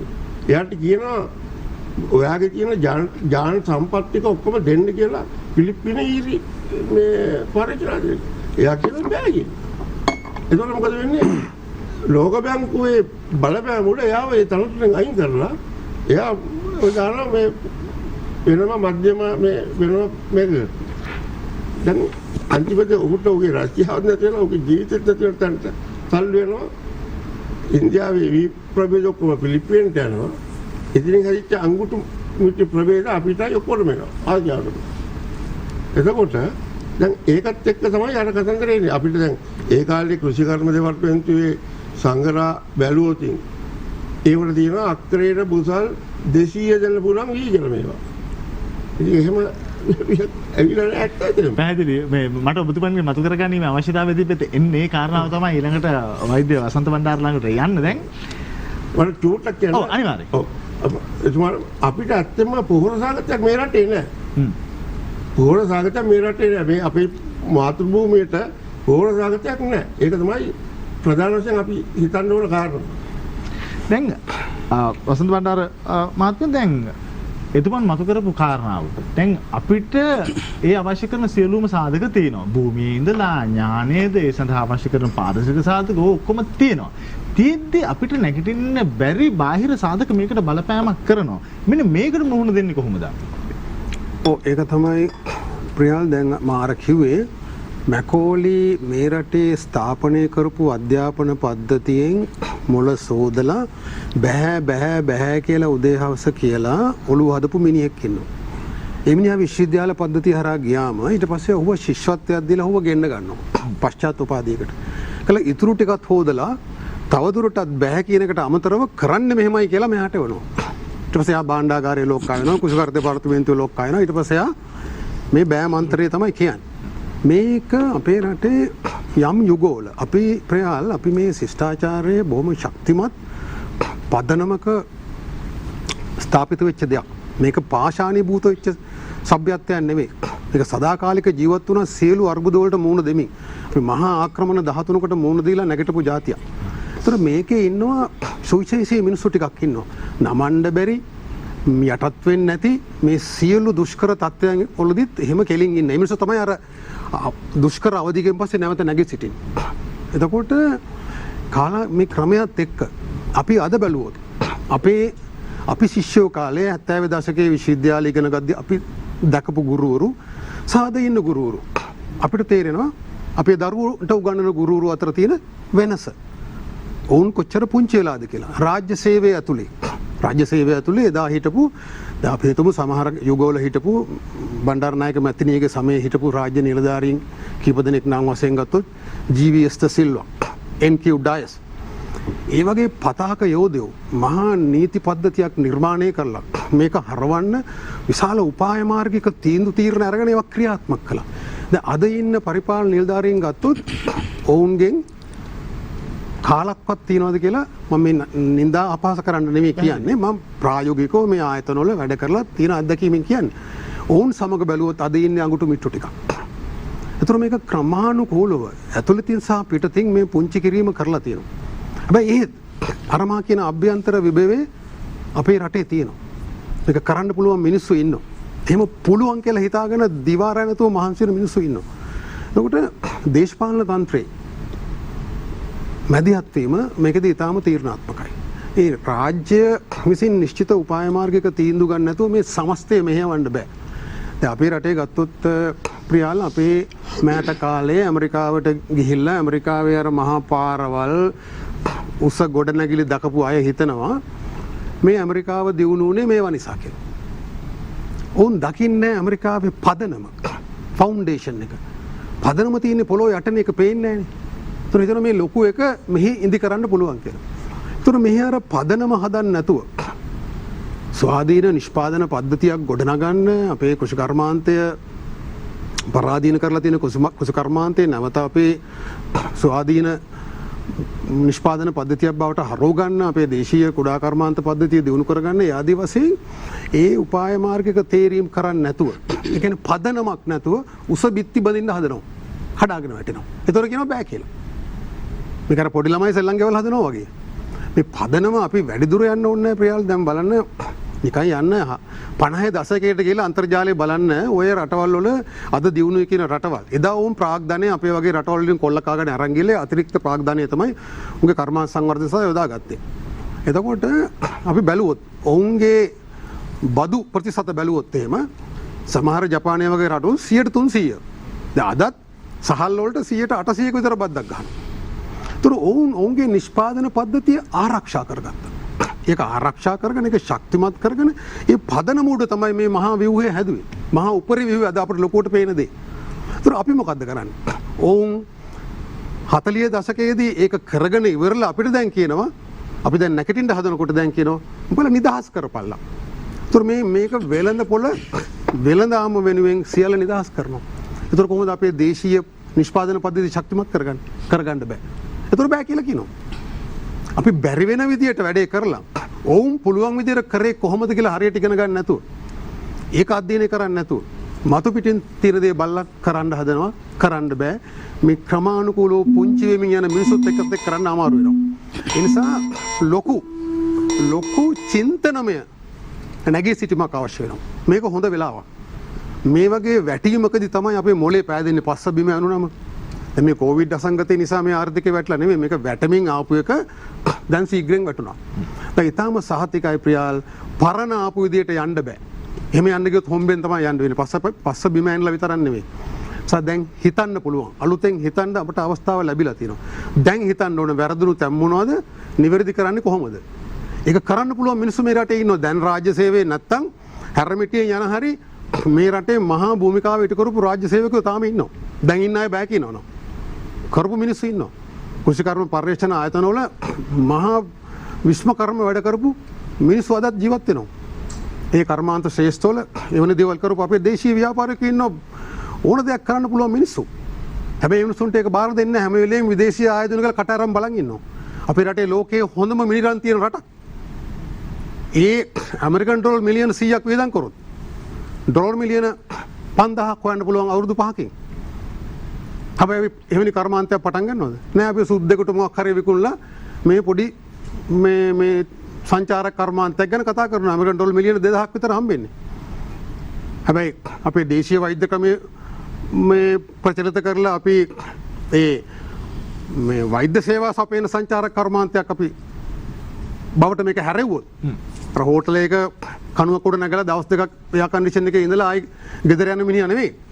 මෙන්න මේ වෙනස අත්විඳින මේකේ තියෙන මහා ස්වභාව ධර්මයේ වෙනස අපේ දැනුම් පද්ධතියෙන් තියෙන ප්‍රතිලාභ ඒවා අත්හදා බලන්න ඒ වගේම ප්‍රතිලාභ ගන්න එන සංචාරක කර්මාන්තය දියුණු කරොත් වෙනස් තත්ත්වයක්. වෙනස් විදියට හිතලා වෙනස් විදියට ඔවුන්ගේ අපි දැන් ඔය දියුණුවයි කියලා කියන අපිට බැහැයි කියලා මිනිස්සු කොහොමද කරේ කියලා අපි බැලුවොත් අපිට ඒක පුළුවන් වෙනවා මෙහි නැවත ආරම්භ කරන්න. ස්තුතියි ඔබතුමන්ට සංජීව විජේසිංහ මහත්මයා. දැන් ඔබතුමන් අර මුල් වටේදී මතු කරපු කාරණාව මේ සියල්ලගේ පදනම බවට පත් වෙන්න ඕනේ අධ්‍යාත්මිකව අපි ඇති කරගන්න දියුණුව. එතනින් තමයි ඉස්සරහට යන්නේ. දැන් මෙතුමන්ලා තිදෙනාම මතු කරපු කාරණාවන් එක තවදුරටත් ඒක උඩට මතුවෙලා පේනවා. ඒක තමයි අවශ්‍ය කරන පදනම කියලා. ඔබතුමන් මොකක්ද යෝජනා කරන්නේ අපි මේ ඉන්න තැනින් නැගිටින්න දේශීය මොඩලයක් ඇතුලේ චින්තනය කොතනින්ද නැත්නම් අපේ අධ්‍යාත්මය කොතනින්ද ගොඩ ගන්න පටන් ගන්න ඕනේ? ඔව් දැන් මම හිතන්නේ මේකට ඇත්තටම අපි දැන් ප්‍රායෝගික මේ විසඳුමන්නේ දෙන්න ඕන වෙන්නේ මේ වෙලාවේ. එතකොට දැන් අපේ තිබුණා ඊ타මාත්ම හොඳ සංකල්පයක්. මේ ඉරහඳ පවතින තුරු කියන සංකල්පය. ඉරහඳ පවතින තුරු කියලා කියනකොටම මේ අපේ පැරන්නන්ගේ ලෝක දැක්ම ඉර සහ හඳේ තියෙන වැදගත්කමත් ඉර සහ හඳත් කවදා හරි නැති වෙනවා කියන එකත් මේ සියලු දේවල් ඒක තුල තියෙන ගැබ්බල. හැබැයි ඒ වගේම ඉර හඳ පවතින තුරු මේක පවත්වාගෙන යන්න ඕනේ. දැන් අද බලන්න අද මේ අවුරුදු 100ක් ගිහලා නැහැ තාම මේ බටහිර සංවර්ධනයට. සියල්ල විනාශ වෙන තත්ත්වයටපත් වෙලා. මුළු ලෝකයම විශාල අර්බුදයකටපත් වෙලා. කොහොම ගොඩ එන්නද කියලා හිතා ගන්න බැරි තත්ත්වයටපත් වෙලා. එහෙම නෙමෙයි අපේ පැරණන් වැඩ කරේ. ඉර හඳ පවතින තුරු. ඒකේ ප්‍රධානම දේ තමයි මේ චක්‍රීයත්වය කියන කතාව. මේ චක්‍රීයත්වය ආරක්ෂා කරගෙන අපි ජීවත් වුණේ කොහොමද? නැවතත් අපි පාවිච්චි කරන දේවල් නැවතත් මහ පොළොවට මුදා හැරියේ කොහොමද අපි? ඒකට දෙන්න පුළුවන් හොඳ උදාහරණ කිහිපයක්ම තියෙනවා. දැන් අපේ ඉදිකිරීම් ක්ෂේත්‍රය ගත්තොත් එහෙම අපේ නිවාස ඉදි කරන්න අපි කිසිම වෙලාවක පාවිච්චි කරේ නැහැ පුලුසුපු ගඩොල්. පුලුසුපු ගඩොල් පාවිච්චි කරා නම් පාවිච්චි කරේ විශේෂයෙන්ම විහාරාරාම වගේ දේවල් හදන්න. අර 5000ක් කල් පවතිනට බුද්ධහම පවතිනවා කියන විශ්වාසය මත ඒ අපේ තිලෝගුරු බුදුරජාණන් වහන්සේට කරන ඒ ඉදිකිරීම සඳහා අපි පාවිච්චි කර අර ගඩොල් පුච්චපු ගඩොල් ලයිව් එහෙම පරිසරයට එකතු වෙන්නේ නැහැ නේ. එහෙම විශාල කාලයක් යනවා. නමුත් ඒක පාවිච්චි කිරීමේදී පවා අපේ පරිස්සම් වුණා. උදාහරණයක් විදිහට ගත්තොත් එහෙම දාගක් බඳිද්දී උනත් ගඩොල් පාවිච්චි කරත් ඒක පාවිච්චි කරේ මැටි වලින් තමයි ඒක බැන්දේ. ඒකේ තේරුම තමයි අදත් මේ ගඩොල් ගලවලා වෙන දෙයකට පාවිච්චි කරන්න පුළුවන්. එහෙම නැත්නම් තවත් දාගප මදින පාවිච්චි කරන්න පුළුවන්. නමුත් අද මේ සංවර්ධන දාමය තුළ පාවිච්චි කරන මේ කොන්ක්‍රීට් වගේ දේවල් ගත්තොත් මේවා අවුරුදු 100ක් පවතින්නේ නැහැ. අද මේ කොන්ඩොමිනියම් කියන සංකල්පය තුළ බලන්න අපි කොච්චර අනුකරණයක් කරනවද කියලා. අද කොන්ඩොමිනියම් තමයි මේ රටේ තියෙන ලොකුම දෙයක් විදිහට සලකන්නේ. මේ කොන්ඩොමිනියම් රුපියල් කෝටි ගණන් දීලා මිනිස්සු මිලදී ගන්නවා. එක්කෙනෙකුට අවබෝධයක් තියෙනවද මේ කොච්චර කල් පවතීද කියන එක ගැන? මේකේ තියෙන ජීව කාලය කොච්චරද කියලා අපිට අවබෝධයක් තියෙනවද? වැඩිම වුණොත් අවුරුදු 70යි 80යි වැඩිම වුණොත් 100යි. වැඩිම වුණොත් 100යි. එතනින් පස්සේ මේක සුන්බුන් ගොඩක් බවට පත් වෙනවා. ඔබ දකින්නේ නැති රූපවාහිනිය පෙන්වන මෑතකදීත් පෙන්නුවා. මේ වගේ හදුව බිල්ඩින් 100 ගාණක් අර කන්ට්‍රෝල් බ්ලාස්ට් එක යට බ්ලාස්ට් කියන ක්‍රමය යටතේ බිමට සමතලා කරනවා නැවතත්. මොකද ඒවා ආයු කාලය ඉවරයි දැන්. මේ ලංකාවේ අදත් නැහැ අවුරුදු 100ක් පරණ කොන්ක්‍රීට් හදුව බිල්ඩින් එකක්. තියෙනවා නම් තියෙන පරණ පාර්ලිමේන්තුවේ. මම වැඩ කරන ආයතන ඉංජිනේරුවන් ගියා ඒකේ මේ රිපෙයාර් එකකට. ඒකේ අද වෙනකොටත් ඒවා පස් බවට පත් වෙලා අවුරුදු 80ක් නැහැ. අපි මේ විශාල මායාවක ගමන් කරමින් ඉන්නවා. අපි හිතනවා මේක තමයි දියුණුව කියලා. නමුත් ඒක දියුණුව නෙමෙයි. අපි විනාශයකට යන්නේ. මේකම තමයි මේ මෙතන තියෙන ප්‍රධානම දෙයක් තමයි ප්‍රියල් අපේ මේ හැම දෙයක්ම අපි කරලා තියෙන ජීවය සෙවණේ. ඒක අපි ඉතාමත් හොඳින් අවබෝධ කරගන්න ඕනේ. අපේ වැව හැදුවේ ජීවය සෙවණේ. අපේ නිවාස ඉදි කරේ ජීවය සෙවණේ. ඒතර අපේ වෙදකම සිද්ධ වුණේ ජීවය සෙවණේ. මේ සියලුම දේවල් අපි කරේ ජීවය සෙවණේ. ඒ ජීවය සෙවණේ කරපු හින්දා තමයි අපිට අර ඉරහඳ පවතින තාක්කල් පවතින්නට පුළුවන් විදිහේ සමාජයක් ගොඩනගන්න පුළුවන් වුණේ. ඒකට අධ්‍යාත්මික පසුබිම ඉතාමත්ම වැදගත් සාධකයක් වුණා. දැන් අපිට ඇත්තටම ගත්තොත් අපි මේ ලෝකය ගත්තොත් මේ ලෝකයට අපිට පිටින් ලැබෙන්නේ නැහැනේ සම්පත්. මේ තියෙන සම්පත් තමයි අපි භාවිතා කරන්න ඕනේ. ඒ භාවිතා කරනකොට වෙන්නේ මේ ලෝකේ එන්න අක්‍රමවත් භාවයකට පත් වෙනවා. ඒ ජීවයේ සෙවණේ අපිට මේක කරගන්න බැරි වුණොත් එහෙම දැන් බටහිරට වෙලා තියෙන එකයි. අපි විශාල වශයෙන් මේ භෞතික සහ යාන්ත්‍රික පැත්තකට බර වෙලා වැඩි. මොකද්ද වෙන්නේ මේ භෞතික සහ යාන්ත්‍රික පද්ධතිවල තියෙන ප්‍රධානම ලක්ෂණය තමයි හදපු දවසින් ඉඳන් මේවා විපරිණාමයටපත් වෙන්නේ. ඒක කිසිම පරිණාමික ලක්ෂණයක් නැහැ. නමුත් ජෛවික පද්ධතියක් ගත්තොත් එහෙම ඒවයි පරිණාමී ලක්ෂණ වගේම ඒවට පුළුවන් වෙනවා තමුන්ව සකස් කරගන්න. විශේෂ මත සමාවෙන්න මේ දැන් මාස්ටර් ප්‍රශ්නයක් ගොඩනගන්න. දැන් අපි පැහැදිලිව දකිනවා සහ අපි හැමෝම කතා කරනවා මේ බටහිර යන ක්‍රමේ නෙමේ පැවැත්ම තියෙන අපේ ඒක ඇතුලේ කියලා. නමුත් අපිට බැරි ඇයි අපේ පිරිස හරි මෙතනින් එකතු කරලා මෙන්න මෙතනින් පටන් ගමු කියලා පටන් ගන්න තනක් නිර්මාණය කරගන්න. ඇයි ඒක හැදෙන්නේ නැත්තේ?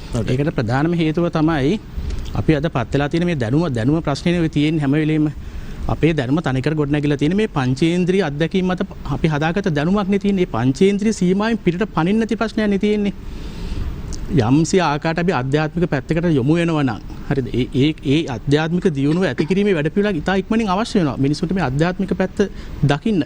මොකද මේ ආධ්‍යාත්මික දියුණුව අපි ගත්තේ නැතුනොත් එහෙම මේ ජීවය කියන දේ කවදාවත් අපිට වටහා ගන්න බැරි වෙනවා. මේ ජෛවීයත්වය වටහා නොගත්තොත් අපිට මේ භෞතික මේ යාන්ත්‍රික මේ ලෝකයේ මිදිලා ලෝකයේ දිහා බලන්න බැරි වෙනවා. එහෙම බැරි හින්දා තමයි අද අපිට මේ ගොවිතැන ප්‍රශ්නයක් වෙලා තියෙන්නේ. දැන් ඇත්තටම ඇලෙක්ස් මහත්මයා කිව්වා වගේ අර මෙතුමන්ලා කිව්වා වගේ මේ පොහොර කියන දේ එහෙම අවශ්‍ය වෙන්නේ නැහැ මේ මහ පොළොවට. අපි මේ පොළොව දැන් අජීවිතත්වයට පත් කරලානේ තියෙන්නේ. දැන් මේක නැවතත් ජෛවීයත්වයට පත් කරගන්න නම් අර මෙතුමා කිව්වා වගේ අපේ ශරීරයට වගේම පසටත් කසාය වර්ග තියෙනවා. ඒව නිර්මාණය කරගන්න දන්න ගොවි මහත්තුන් ඉන්නවා මේ මහතුරුන් ඉන්නවා මේ රටේ. ඒව ඉතාමත් සරල ක්‍රම වලින් සකස් කරලා පස් වලට දැම්මම පස්සේ පස ජෛවීය තත්ත්වයට ඉතා ඉක්මනින් පත් කරගන්න පුළුවන්. අපිට අවුරුදු 2-3 බලන් ඉන්න අවශ්‍ය නැහැ. අර රසායනික මේ ද්‍රව්‍ය හුණ්ඩුවක් වෙනුවෙන් කොම්පෝස්ට් පොර ටොන් ගානක් ගෙනල්ලා දාන්න අවශ්‍ය වෙන්නේ නැහැ. ඒක ඉතාමත්ම අනුවන ක්‍රියාවක්. එහෙම කොම්පෝස්ට් කියනන්න හදනවා නම් මම හිතන්නේ ඒක ඉතා අනුවන ක්‍රියාවක්. මොකද ඊට වඩා දැනුම් පද්ධතිය මේ රට පුරා තියෙනවා. මොකද අපි අනිත් එක තමයි අපි හැම දෙයකටම විසඳුමක් දෙන්න හදන්නේ එකම එක ආකාරයකට. දැන් කොම්පෝස්ට් එකක් විදිහට කොහේ හරි තැනක පාවිච්චි කරන ඒක වෙනම දෙයක්. නමුත් ඒක විතරක් නෙමෙයි තියෙන්නේ. තව තියෙනවා අර අපි ගොම ටික අපි ගෙවල් වල අපි ගෙවතු වගාවක් කියලා තියෙන දෙයක් තියෙනවනේ. උපවන වගාවක් විදිහට. දැන් අපි අද ඒක අමතක කරලානේ. ගේ දොර කියන සංකල්පය අපි අමතක කරලා. අපේ හැම ගෙවත්තක්ම උපවනයක් බවට පත් කරගත යුතුයි. මේකත් එක්ක මේකට සමාන්තරව. ඒතකොට අපි ඒව කරන්නේ කොහොමද? ගොම කොළ රොඩු එකතු කරලා තමයි අපි කරන්නේ. මේකට අමුතු විශාල පොහොරක් අපිට අවශ්‍ය වෙන්නේ නැහැ. මේ ඊට පස්සේ පස විසින්ම පොහොර නිපදවන්න පටන් ගන්නවා. එක වෙලාවකින් පස්සේ. ඒකට පොඩි උත්තේජනයක් දෙන්න විතරයි අවශ්‍ය. ඒකට මේ විදිහේ කසාය වර්ග, දියර වර්ග එක විදිහේ දේවල් තියෙනවා. ඉතින් ඒ හින්දා මේ අනිත් එක තමයි අපේ රට ගත්තොත් එහෙම අවුව වැස්ස නිතර ලැබෙන රටක්. මේක වැඩි මේ ලොකු කතන්දරයකට යන්න අවශ්‍ය නැහැ. ඒ වගේම තවත් පුංචි දෙයක් මම කියන්න ඕනේ මට තව පුංචි වෙලාවක් දෙනවා නම් අපි දැන් මේ අර එකම උත්තරය දෙන ගතිය දැන් මේ කොවිඩ් වලත් දකින්න තියෙනවා. කොවිඩ් වලට උත්තර දෙන්න යනකොට බටහිර ක්‍රමයේත් අපි දැන් සමහර විදිහට ආයුර්වේදය ගත්තත් එතනත් අපි වරද්ද ගන්න තැන් තියෙනවා. අපි එකම බෙහෙත දෙන්න හදන හැම වෙලෙම ඉන්ජෙක්ෂන් එකයි. ඔක්කොටම ඉන්ජෙක්ෂන් එක විතරද උත්තරේ. එහෙම නැත්නම් මොකක් හරි හදන තව එක බෙහෙතක් විතරද උත්තරේ. අපි ආයුර්වේද තුල වුණත් එක බෙහෙතක් විතරක් නෙමෙයි උත්තරේ. දැන් අපේ පාරම්පරික වෛද්‍ය ක්‍රමය ගත්තොත් එහෙම විවිධ උත්තර තියෙනවා ඒක තුල. ඒක විවිධ පද්ධතින් ගොඩක්. එතකොට මේ ප්‍රාදේශීය වශයෙන් ඒ උත්තර දෙන්න නිදහස තියෙන්න ඕනේ. එතකොට තමයි ඒක බොහොම මේ ස්ථායි විදියට ඉස්සරහට ගෙනියන්න පුළුවන් වෙන්නේ. එහෙම නැතුව අර එකම උත්තරය දෙන්න ගියාම ඒකට වැරදිච්ච ගමන් සියල්ල වරදින්න පටන් ගන්නවා.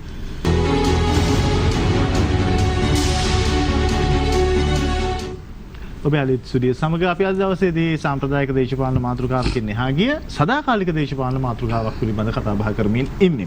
දේශීයත්වයෙන් දේශය ගොඩනැගිය හැකිද කියන කාරණාව අපි මේ වෙන විට අපි ඉන්න තැන සහ පිහිටිය තැන පිළිබඳ සංවාද කරගත්තා. ඒ වගේම අපි දැන් ආයුතු තැන පිළිබඳවත් කිසියම් ආකාරයක මාවතක් නිර්මාණය කරගත්ත. මෙතන ඉඳලා ඉදිරියට ඒ මාර්ගය ඇතුලේ අපි යන්නේ කොහොමද කියන කාරණාව අපි විග්‍රහ කරගන්න බලාපොරොත්තු වෙන්නේ.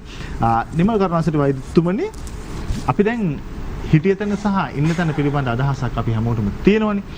මෙතනින් ඉස්සරහට යන්න නම් අපි පටන් ගන්න ඕනේ කොතනින්ද? දැන් හොඳම උදාහරණ තමයි මම හිතන්නේ කතාවේ අනිත් තුන් දෙනාත් කතා කරනකොට අහන් හිටපු එක තමයි. දැන් අපේ වීරසිංහ මහත්තයාත් කිව්ව එක තමයි මේ තිරසාර සංවර්ධනය කියලා කතා කරනෝනේ අපි. තිරසාර සංවර්ධනය.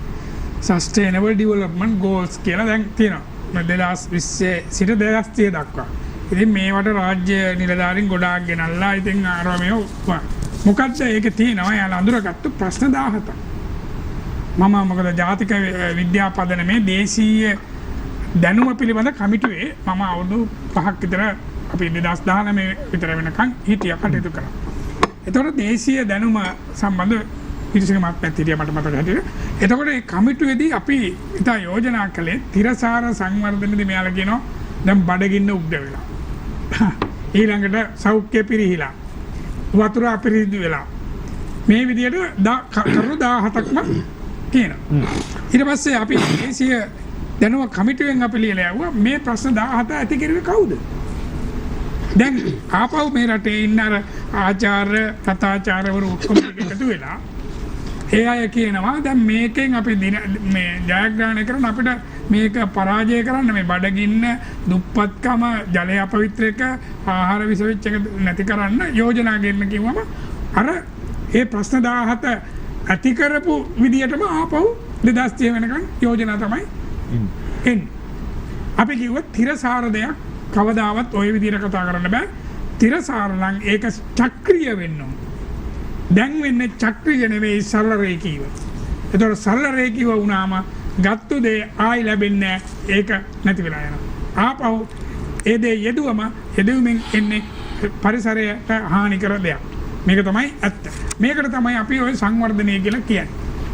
අපි ඇත්ත කතාව සංවර්ධනය කියලා කියන්නේ පරිසර පද්ධතියේ මානවයාගේ සකල විද ජීවීන්ගේ විනාශය ඇති කරන එක. ඒ නිසා තමයි මම අපි අර කිව්වේ හරියට පිටරටින් මේ කොම්පෝස්ට් හරි රසායනික පොහොර හරි ගෙනල්ලා මෙහෙ දානවා කියන්නේ නැවත මේ පරිසර පද්ධතියම සම්පූර්ණ සමස්ත විනාශ කිරීමක් කරන වෙනස් කිරීමක්. මොකද එතනට ආවේනික වූ ජීවීන් නෙවෙයි ඊට පස්සේ වෙන්නේ ඒක ඉනෝවේෂන් එමෙත ආක්‍රමණිකශීලී දැන් අපේ රටේ එහෙම සාකච්ඡා ඔබතුමන් පැහැදිලි කරන්නේ පද්ධතියෙන් එළිය දෙයක් ගෙනල්ලා පද්ධතියට දැම්මට පස්සේ ඒක පද්ධතියට ගැලපෙන්නේ නැහැ කියන කාරණා. ඒ නිසා මූලිකව අපි ආයුර්වේදයේ කියන දේක් තමයි ආයුර්වේද වෛද්‍යවරයෙක් කතා කරුවොත් ආයුර්වේදෙත් කියනවා ඖෂධයක් දුන්නත් ආහාරයක් දුන්නත් වෙන දෙයක් දුන්නත් ඒක දේශසාත්ම වෙන්න ඕනේ. ඒ කියන්නේ ඒ දේශයට අදාළ වෙන්න.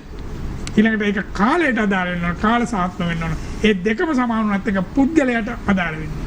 එහෙම ඒකේ ලොකු ගැඹුරක් තියෙනවා මම සරල තේරුමක්. එතකොට ඒකෙන් අදහස් වෙන්නේ අපිට ආනයනය කරපු දේවල් වලින් මේ රට පෝර වලින් විතර නෙමෙයි වෙන කිසි දෙයක් ආනයනය කරුවත් ආනයනයකින් රටක් හෝ ආයතනයක් හෝ පද්ධතියක් දියුණු කරන්න බෑ.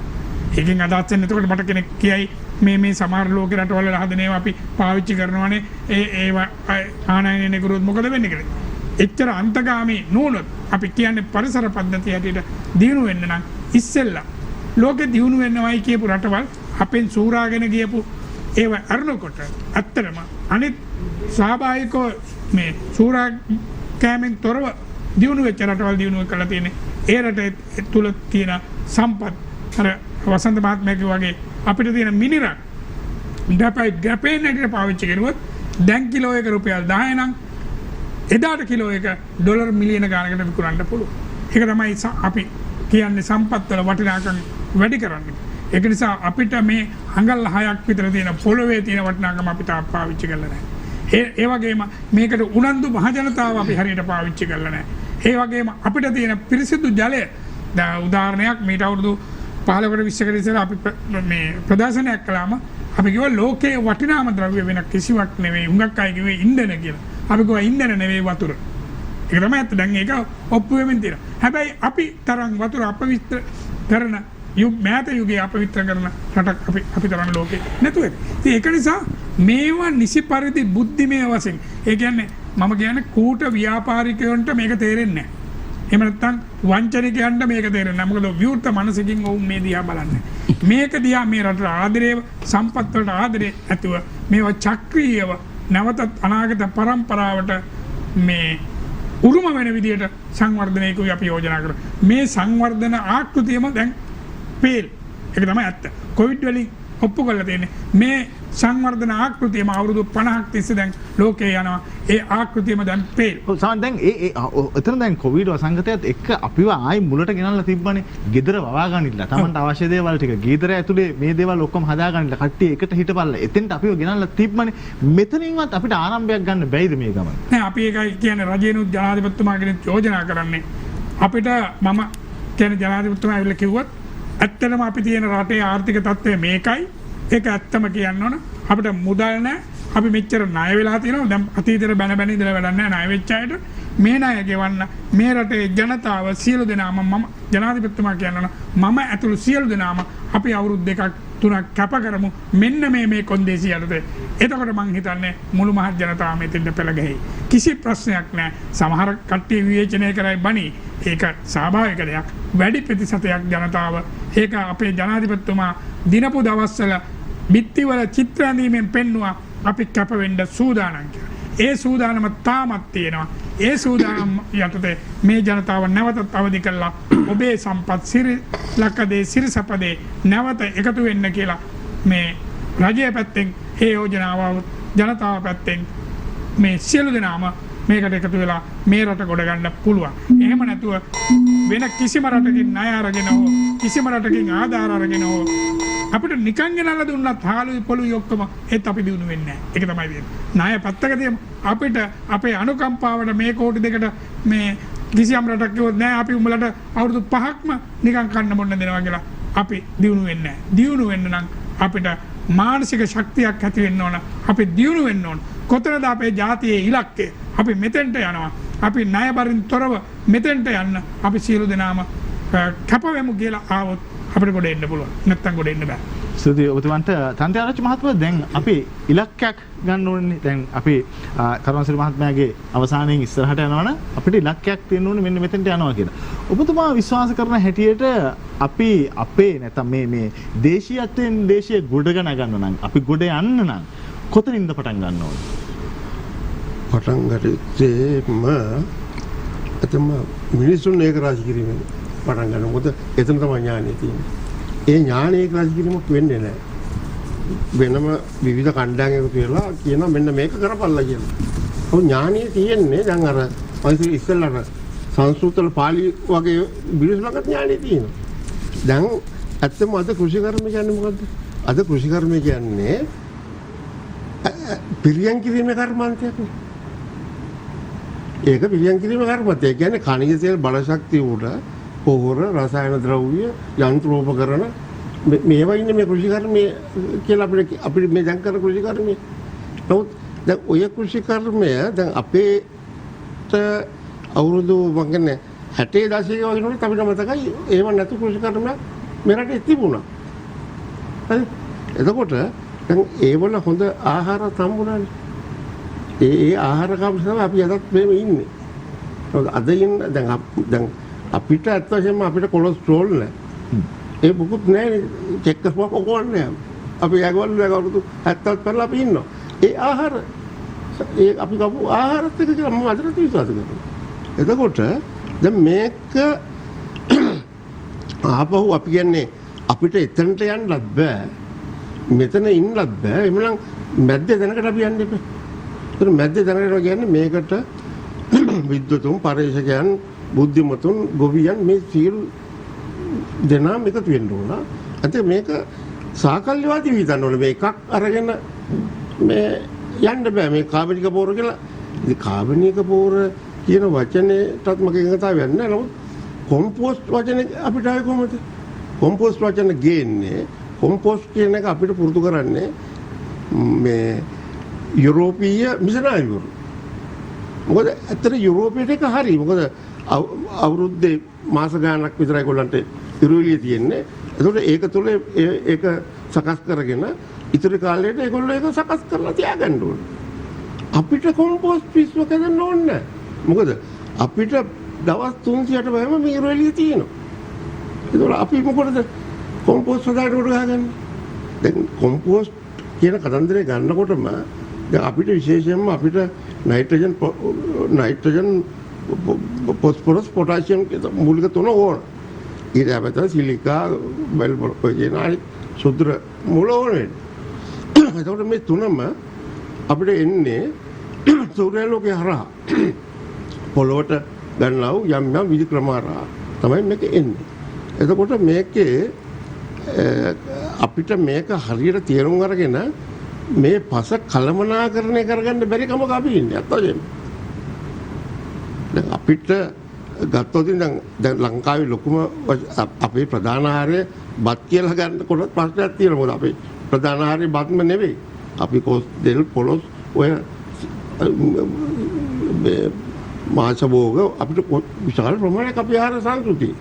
ඒකෝට ඒකීය භෝග සංකල්පයට යනකොට ඒකීය ආහාර ක්‍රමයකට අපි වෙනවා. ඒක පාන් නැත්තම් බත්. එහෙම ඒකත් වැරදි විදිහට අපිට ඇතුල් කරපු එකක්. තන්ත්‍රාජ මහත්තයා දැන් ඔබතුමන් කියන කාරණාවත් එක්ක දැන් අපි ඔය සියල්ල වගා ගන්නනේ අපේ මේ පොළොව ඇතුලේනේ. දැන් මේ පහුගිය අවුරුදු 30 35 දිහා විතරක් බලුවට පස්සේ අපි මොනතරම් රසායනික කන්දරාවක් මේ පොළොවට එකතු කරලා තියෙනවද? අන්න ඒකෙන් ගොඩ අරන් මේ පොළොව අපේ ක්‍රමයකට හදාගන්න අපි පටන් ගන්න ඕනේ කොතනින්ද? මේ පොළොවට පෞර සාගතයක් නෑ. මොකද මම අවුරුදු 40ක් මේ මහ පොළොවත් එක්ක වැඩ කරන්නේ. එතකොට මේකේ ඉතාම නිසරු පොළොවක් වුණත් කන්න එක තුනකදී ඒක ඉතාම නිසරුවක් මම කියන්නේ. ගොඩට එනවා. මොකද මේක මේ වර්ධනය වෙමින් පවතින මේ චක්‍රයක් අස්සේ තියෙන්නේ. එතකොට දැන් අපිට දැන් අපි ගත්තොත් දැන් වී වගාව ගන්නවා. ඒතකොට මම වී වගාවේදී මම දෙකටම මම වගා කරලා තියෙන්නේ දේශීය වී වර්ග වගා කරලා තියෙනවා අවුරුදු 40ක්. 74 මම මේ කටයුත්ත රට ගන්න. 74. එතකොට මගේ ජීවිතේ භාගිර වුණා. එතකොට මේකේ මගේ අත්දැකීම තමයි දැන් මේ ගොයන් ශාකයට ඕන නයිට්‍රජන් ප්‍රමාණය පිළිබඳව යුරෝපයේ ලොකු පරීක්ෂණ කළා. මොකද මේකට මූල ගැටි තියෙනවා. රනිල ශාක වලට වගේ. ඒතකොට නයිට්‍රජන් තිර කරගන්න බැරි නිසා ගොයන් ගහට මූල ගැටි හදන්න පුළුවන්. ඒක අසාර්ථක වුණා. මේ මෑතක් අතුරු පරිදින ඒක කරන්න බැරි වුණා. ඒක කරන්න බෑ. නමුත් ගොයන් ගහේ තියෙන පුරුකෙන් අවශ්‍ය වාතය අරගෙන නයිට්‍රජන් ප්‍රමාණය මේ මූල ගෝලයේ කියන්නේ යගේ ඒ ප්‍රමාණයට මේක ඇදලා දෙන්න පුළුවන්කම පුරුක් වල තියෙනවා. එතකොට ඒ පුරුක් වලින් ඇදලා දෙන එක එතන තියෙන බැක්ටීරියාවන් වලින් නයිට්‍රජන් වලට පත් කරලා දෙනවා ශාකයේ. ඒක තමයි චක්‍රය. එතකොට ඕකේ වැඩිම මේ මූලික වශයෙන් දැන් ක්‍රියාකාරීත්වය අපිට බලන්න පුළුවන්. දැන් මේ ගිනි ග්‍රාස් කියලා අපි කියන්නේ. ඒක කපන්න මොන විදියට ලියලා එනවද? හරි. දැන් මේ මුල් වල මේ බැක්ටීරියා ටික හරියට වෙන හින්දා. ඒකට මෙතන වතුර ප්‍රශ්න තියෙන නිසා අපි මේක ටිකක් උදව්වක් හැටියට අපි අර බැක්ටීරියා ටික ඩෙවලොප් කරලා දීම ඉතල කරන්න වෙන්නේ. මොකද දැන් අපේ කුඹුරු වල ලොකු පැල්මල් අස්සේ මේ ඇල්ගාව හිටියා. ඒගොල්ලෝ තමයි නැවත ඩෙවලොප් වෙලා ඇවිල්ලා මේ මූල ගෝලයට අවශ්‍ය නයිට්‍රජන් තිර කර ගන්න අවශ්‍ය සහයෝග දුන්නේ. දැන් මේ අපේ අවදිමත් භූමි ප්‍රතිභෝජනය නිසා මේ සුදුරු ජීවි නිසා බැක්ටීරියාවන් අපි අයින් වෙලා තියෙන්නේ. මේක දීම තමයි දැන් කරන්න තියෙන්නේ. නැතුව මේ ටොං ගණන් කුණු කොටල් කරලා පටවන එක නෙවෙයි. ඒක විද්‍යාඥයන්ගේ පැත්තේ තියෙන කටයුත්තක්. ඒගොල්ලන් තියෙන්නේ මේ චීන ලැබ් වල මේවා පරීක්ෂණ පවත්වලා මේ ඕනතරම් මේ සුදුරු ජීවියෝ මේ ගස් බොල් වල ඉන්නවා. ගිනි ගස් ගහේ මුලේ ඉන්නවා. ඒකෝට දැන් අපි ආයුර්වේද ග්‍රන්ථවල ආකාරයට අපි පංචගාවිය කියලා නිෂ්පාදනය කරගන්න මේ පොර හදන්න. පංචගාවිය කියන්නේ බැක්ටීරියාවන් ඩෙවලොප් කරන්න පුළුවන් හොඳම උපස්තරයක්. එක පැත්තකින් අනිත් පැත්තේ ඒක කෙලිම ශාක ආහාරය. ඒක ශාක ගත්තාම වෙනස් වෙන්නේ බොහොම කතා කරන්න බැරි කම නිසා ඇවිදීබෙන් නිසා නැත්තම් ශාකයි අපි අතර ලොකු වෙනසක් නැහැ. මොකද අපි බට කොම්පෝස්ට් වලක් කරගෙන අපි පොර බඩවැල් ටිකේ ගිහලා අකට දෙනවා. ශාකය එයාගේ මුල් වලින් අර කැමටි කරගෙන ගහ හදනවා.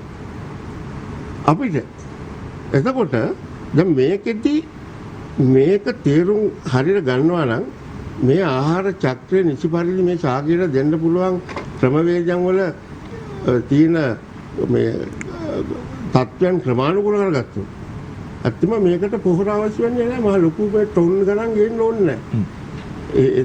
ඒ නිසා ඒක අත්‍යවශ්‍යම මේ පොඩි උදාහරණයක් ගන්නම්. ලංකාවේ වී නිෂ්පාදනව 10 මෙට්‍රික් ටන් දසලක්ෂයක් වාර්ෂිකව. එතකොට දැන් වී ගහට අත්‍යවශ්‍යම අර තුන අරුණකොට NPK අරුණට ඊටත් වැඩි මොන තියෙනවා. එතකොට මේ 10 අඟුරු වල තමයි සිලිකා තියෙන්නේ. එතකොට වී මෙට්‍රික් ටන් එකක් නිෂ්පාදනය වෙනකොට සිලිකා කිලෝග්‍රෑම් 70ක් පොළවෙන් අයින් වෙනවා. එතකොට අර 10 උඩින් උන ටික මේකට ඇඩ් කරන්න තියෙන දාන්නේ තියෙන්නේ. එතකොට මේ මොනතරම් 10 ප්‍රමාණයක් තියෙනවද? දැන් අපේ තියෙන ප්‍රශ්නේ තියෙන්නේ අනුරාධපුරයේ තියෙන 10 ටික කරලා පොළොවට අරුව. මේක ගොවිතැන කියන්නේ ප්‍රාදේශීය කටයුත්තක්. ඒක ප්‍රාදේශීය වශයෙන් තමයි ප්‍රතිශත ගන්න ඕන. එතකොට ඒකට අවශ්‍ය පහසුකම් ලබා දීම සහ ඥානය ලබා දීම කළ යුතුයි. නැතුව කොයි හරි තැනක කොම්පෝස්ට් හදලා එතන උසන් යන්න ඕනේ නැහැ. ඕන තරම් එතන තියෙනවා. ඒ නිසා අපිට ඉදිරියේදී මම හිතන්නේ මේ රටේ බුද්ධිමතුන්ට විද්‍යාඥයන්ට ඒ ක්ෂේත්‍රවල ඉන්න අයට වගේම මහජනයාට ලොකු වගකීමක් තියෙනවා මේ අපේ ජීවිත කාලය තුළ අපිට කොරෝනාවකින් වගේම බේරෙන්න තියෙන එකම අවස්ථාව මේ රස විස රසායනිකයෙන් මේ මහ පොළොව බේරගන්න තකන. ඒක තමයි ඊළඟ පරම්පරාවකට අපි ආදරය කරනවා නම් සිංහල ජාතිය ගැන කතා කරනවා නම් ද්‍රවිඩ ජාතිය ගැන කතා කරනවා නම් මුස්ලිම් ජාතිය ගැන කතා කරනවා නම් ඒ සුළු දෙනාට ඉස්සෙල්ලා මේ ගල්වලට එන්නේ. මොකද මේක සුවපත් කරගත්තේ නැත්නම් අපි ඔක්කොම මහ ලොකු අමාරුවකට එන්නේ. පැහැදිලි. වසන්ත බණ්ඩාර මහත්මයා දැන් අපි ඉස්සෙල්ලා කතා කරා විශේෂයෙන්ම අපේ අධ්‍යාපන ක්‍රමය ඇතුලේ දේශීයත්වය අපි හදාගන්න ඕනේ. ඒක ඇතුලේ දේශීය මූල සහිත මිනිසු ටිකක් හදාගන්න ඕනේ. ඒ මිනිස්සුත් එක්ක තමයි අපේ මේ දේශීයත්වය ගොඩනගා ගන්න වෙන්නේ රට ඇතුලේ කියලා. අපි ඒ ක්‍රියාදාමය කොතනින් පටන් ගන්න ඕන කියලා ඔබතුමා විශ්වාස කරනවා? ඔව් ඇත්තටම මෙහෙමයි ප්‍රියාල් දැන් අපි මේ ඇවිල්ලා තියෙන දුර බොහොමයි දැන් මේ වැරදි පාරේ එනිසා ඒක එහෙම ලේසියෙන් අර ස්ටීරින් එකක් කපලා වංගුව ගහලා හරවනවා වගේ එහෙම ලේසි වෙන්නේ නැහැ. එහෙම හරවන්න ගියාම පෙරලෙන්නත් පුළුවන්. පෙරලෙන්නත් පුළුවන්. ඉතින් අපේ ඓතිහාසිකව අපේ මේ ආපු ගමන ඇතුලේ අපේ මේ සමාජ සංස්ථාවේ විවිධ උපාංග බිඳ වැටලා තියෙනවා. දැන් මම සංජීව එක්ක 100% එකඟයි මේ අධ්‍යාත්මික සංරචකේ. දැන් අපේ පාලන ක්‍රමය ඇතුලේ මේ ප්‍රියාල් අපේ තිබුණා රජු මහා සංඝරත්නය සහ මහා ජනයා අතර එකඟතාවයක් සමාජ ගිවිසුමක්. එතකොට රජු ඒ දසරාජ ධර්මය සතරාගතියෙන් වැළකීම ආදී වශයෙන් ඒ ව්‍යවස්ථාව පනවන්නේ මහා සංඝරත්නයෙන්. එතකොට ඒ ව්‍යවස්ථාවට අනුව රජුට තියෙන විධායක බලය ව්‍යවස්ථාමේ බලය තිබුණේ මහා සංඝරත්නයට. එතකොට රජු රටවැසියට එරෙහිව යනවා නම් මහා සංඝරත්නයේ මැදිහත් වෙනවා රජුට දැනුම් දීලා රජු ඒ මහජනයා සමග ඇති කරගත්ත ගිවිසුම කඩන්නේ නැහැ කියන සාතිකය ලබා ගන්න. එතකොට මහජනයා අයුතු ලෙස රජුට හිරව කැරලි ගහනවා නම් ඒකත් සමනය කිරීම මහා සංඝරත්නය කරා. රජු ගිවිසුමට යටත් වෙන්නේ නැත්නම් රජු ගිවිසුම කඩනවා නම් රජු රාජ්‍ය පාලනයෙන් නිරපන්නත් මහා සංඝරත්නය කටයුතු කළා. දැන් අපේ රටේ ගත්තොත් මහානාම හාමුදුරුවෝ ඉතිහාසය ලිව්වයි කියලා අපි කියන්නේ මහා වංශය. හැබැයි මහානාම හාමුදුරුවෝ ඉතිහාසයෙන් නිර්මාණය කළ කෙනෙක්. මහානාම හාමුදුරුවෝ ධාතුසේන රජුරුවෝ පුංචි දරුවා හැටියට අරගෙන හදා වඩා සියලු ශිල්ප උගන්වලා සිංහාසනේ වාඩි කර නැත්තම් අද මේ රට වෙනත් ජාතියකින් ජීවත් වෙන රටක්. එතකොට ඒ ඓතිහාසික ඒ භූමිකාවන් ඒ ආගමික සංස්ථාව විසින් ඉටු කරපු භූමිකාව අද වෙනස් වෙලා තියෙනවා. සමාජයේ විවිධ දැනුම්වත් කණ්ඩායම් වෙදමහත්තුරු එදා යුගයේ විවිධ වකවානුවල ප්‍රභූන් ලෙස සමාජයේ සලකපු අය අර කියපු අධ්‍යාත්මික සංරචකය නිසා ඔවුන් හැසිරෙන විදිහක් තිබුණා. ඔවුන්ගේ භූමිකාවට ඔවුන් විසින්ම සීමාවන් පනවගෙන තිබුණා. තමන්ගේ යුතුයකම පිළිබඳව පරිභෝජන සංස්කෘතිය සම්බන්ධයෙන් සමාජයට පරිසරයට අහිතකර දේ නොකළ යුතුයි. ඒක තමන්ම ස්වයංව පනව ගන්න සංස්කෘතියක් තිබුණා. ඒක තමයි මේ සංජීව කියන ඒ අධ්‍යාත්මික සංරචකය.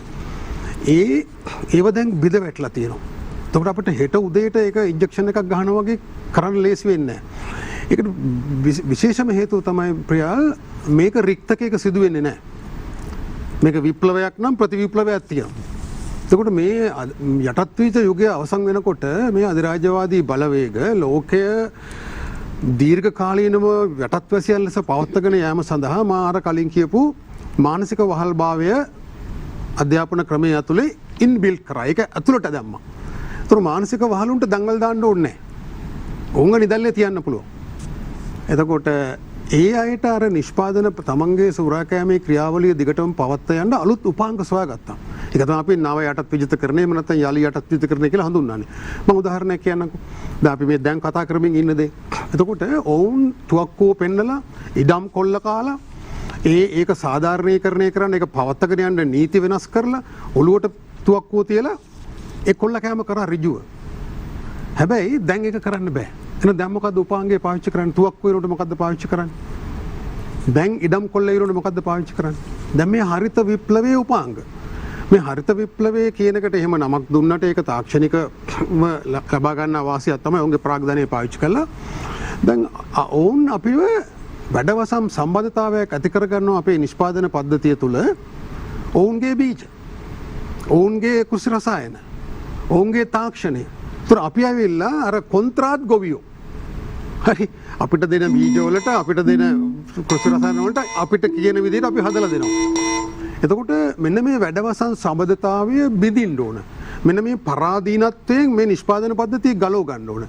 මේ පොහොර තහනම ඇතුලේ අපි දකින්නේ ඒක ඇතුලේ අතුරු ඵලයක් ලෙස අපිට මහජන සෞඛ්‍ය තත්ත්වය දියුණු වෙනවා. මේ වසවිස කෑම අවම වෙනවා.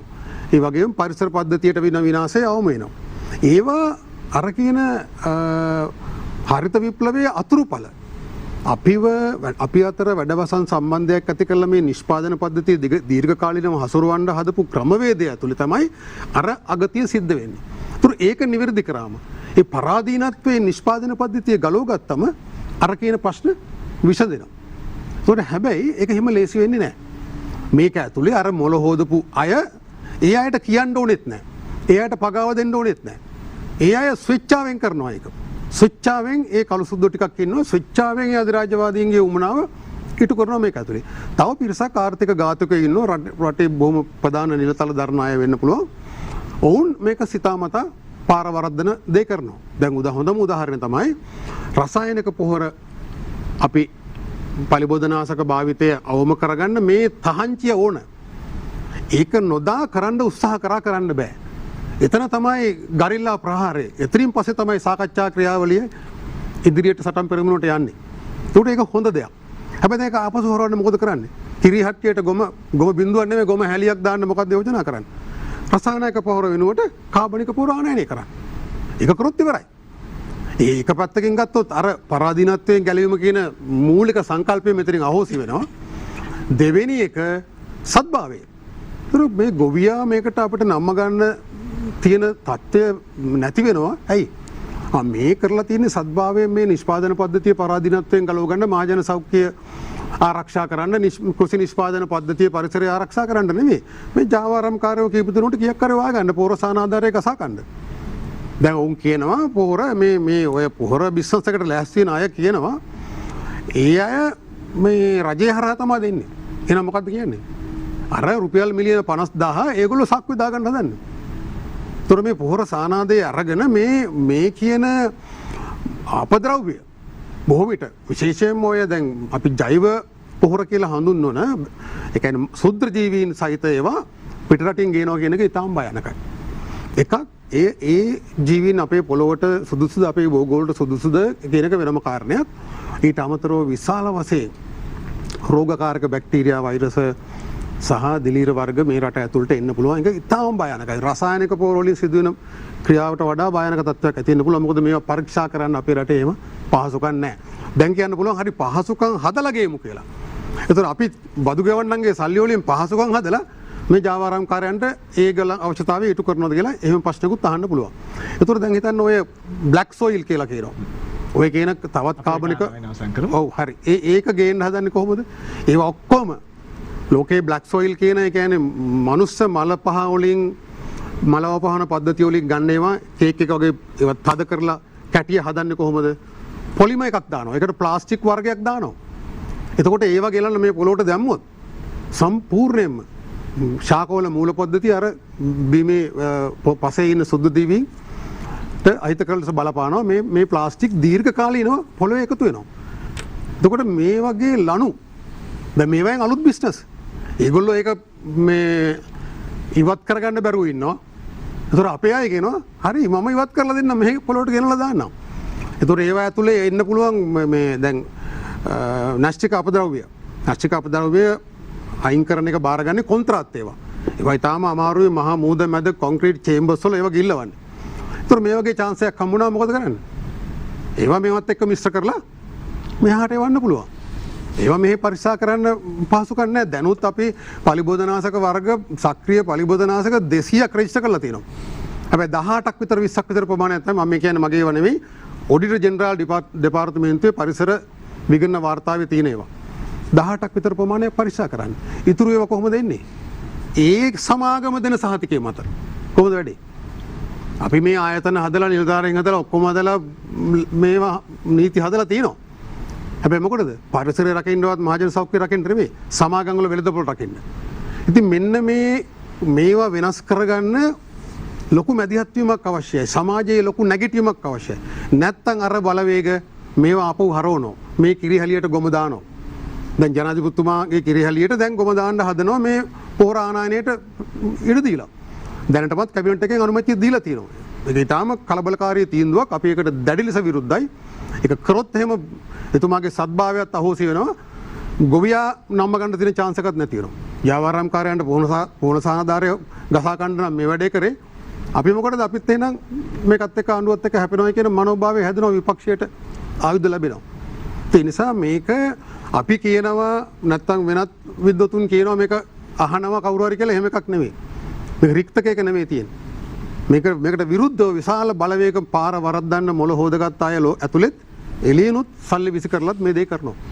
ඒ නිසා මේක දැනුම්වත්තු මහා සංවාදයක් ඇතුළේ සිද්ධ විය හැකි දෙකක්. කුණදාස අමරසේකර මහත්මයාට ඔය පිළිබඳ විශේෂ ලිපියක් පවාලිය තිබුණා වඩාත් විග්‍රහාත්මකව. විජේසිංහ මහත්මයා දැන් විශේෂයෙන් ඔබතුමන් ඉංජිනේරුවෙක් නිසා අපි ඒ පාර්ශවයත් පිළිබඳව ඔබතුමන් එක්ක කතා කරන්න බලාපොරොත්තු වෙන්නේ. දැන් අපිට තිබ්බේ ඉරිගේෂන් සිස්ටම් එකක් නෙමෙයි වාරි මේ ක්‍රමවේදයක් නෙමෙයි වාරි සංස්කෘතියක්. ඒ සංස්කෘතියත් බිඳ වැටලා තියෙනවා. ඒ බිඳ වැටීමත් මේ බිඳ වැටීමට ඇත්තටම ලොකු බලපෑමක් කරලා තියෙනවානේ. අන්න එතන අපි හරියට කොහොමද හදාගන්නේ මෙතනින් ඉස්සරහට යන්නේ? ඔව්. ඇත්තටම ඉතාමත්ම වැදගත් ප්‍රශ්නයක් මේ ප්‍රියල් ඔබ මතු කරන්නේ.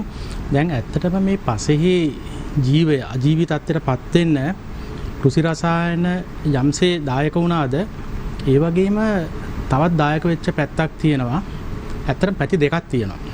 එකක් තමයි මට මතක් වෙනවා අපි මේ 80 ගණන් වල අපේ උසස් පෙළ පන්ති වල අපි ඉගෙන ගන්න කාලේ හොඳ ගොවි මහතෙක් හිටියා මුදියන්සේ තෙන්නකෝන් කියලා.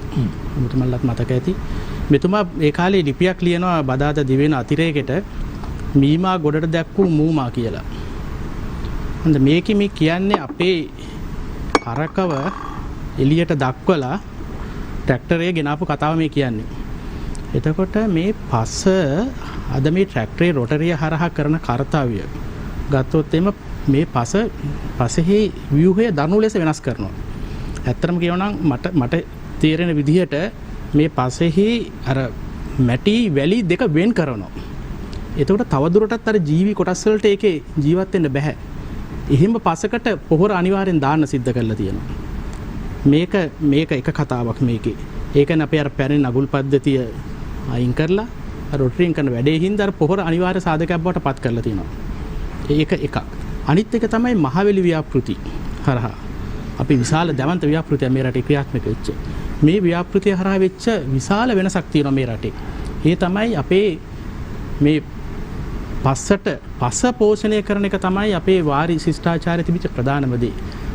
පස්ස ජලයෙන් පෝෂණය කළේ කොහොමද? එහෙම නැත්නම් අර ආපෝ ගුණය අපි අර තේජෝ ගුණය දෙනවා වගේම ආපෝ ගුණය පසෙහි පවත්වාගෙන ගියේ කොහොමද කියන කතාව තමයි අපේ වාරි ශිෂ්ටාචාරයෙන් කියවෙන්නේ. එතකොට මේක කොහොමද වෙනස් වුනේ? දැන් අපි ජලය ගෙන ගියේ පස තුලින්. පස දිගේ තමයි ජලය ගෙන ගියේ. ඒ ගෙන යන ගමන්ම ඒ අවට පරිසර පද්ධතිය එහෙම නැත්නම් ඒ පසේ ජල මට්ටම අපි හොඳින් පෝෂණය කරනවා. ඒ කියන්නේ පසට තියෙන්න ඕන අවම ජල ප්‍රමාණය නිතරම පසේ තබා ගැනීම තමයි මේ ජල ශිෂ්ටාචාරයේ ප්‍රධාන පදනම වුනේ. එහෙම වුණාම අර පසේ ජීවය දිගටම රඳා පවතිනවා. ඒ වෙනුවට මොකද සිද්ධ වුනේ? එතකොට මම කිව්වා පසේ එකක් පස භාවිතා වෙනවා ජලය ගබඩා කරන්න. ඒ වැව් හැටියට. දෙක පස භාවිතා වෙනවා ජලය ප්‍රවාහනය කරන්න. ඒ ඇල මාර්ග හැටියට. ඊළඟට පස ඉතාම වැදගත් වෙනවා ජලය පිරිසුදු කරන්න. ඒ තමයි අපේ ලංගා පද්ධතිවල පහළට වතුර ගලාගෙන යනකොට පස හරහා තමයි යන්නේ. කට්ටකාඩුව කියලා විශේෂ ස්ට්‍රක්චර් එකක් තියෙනවා. මේ ව්‍යුහයක් තියෙනවා. ඒක මගින් ඒත් පස හරහාම තමයි මේ ජලය පිරිසුදු කරන්නේ. එතකොට මෙන්න මේ ප්‍රධානම මේ අපේ ශිෂ්ටාචාරයේ තිබිච්ච ශිෂ්ටාචාරය ඉරහන්ත පවත්නා තාක්කල් පවතින තිබිච්ච මේ ප්‍රධාන සාධක ටික නැති වෙනවා. ඒ වගේම තවත් නැති වෙන දෙයක් තියෙනවා. අපි ජලය ලබා ගත්තේ ප්‍රියල් හැම වෙලේම මතු පිට ජලය තමයි කුඹුරට ගත්තේ. ඒ කියන්නේ වැවෙන් ගත්තේ මතු පිට ජලය. ඒ කියන්නේ ඉහළ ජලය තමයි ගත්තේ. ඇලෙන් ගත්තෙත් එහෙමයි. ඒ ගත්තේ කොහොමද? එක්ක වාන හරහා එහෙම නැත්නම් කැටසොරුව හරහා. නිතරම ගත්තේ ඉහළ ජලය. ඇයි ගත්තේ එහෙම? පහළ තමයි අර ලවණ කියන දේවල් ගොඩක් තිබුණේ. ඒ පහලින් වතුර ගත්තනම් ඒව කෙලින්ම කුඹුරු වලට යනවා. කුඹුරට ගියා නම් කුඹුර ලවණතාවය වැඩි වෙන්න හේතු වෙනවා. එතකොට අවුරුදු 100ක් හමාරක් යනකොට මේ කුඹුරු ගොවිතැන් කරන්න බැරි තත්ත්වයක් උද්ගත වෙනවා. නමුත් මහවැලි ව්‍යාපෘතිය සමග මොකද වුනේ? කොන්ක්‍රීට් ඇල මාර්ග හඳුන්වලා දෙනවා.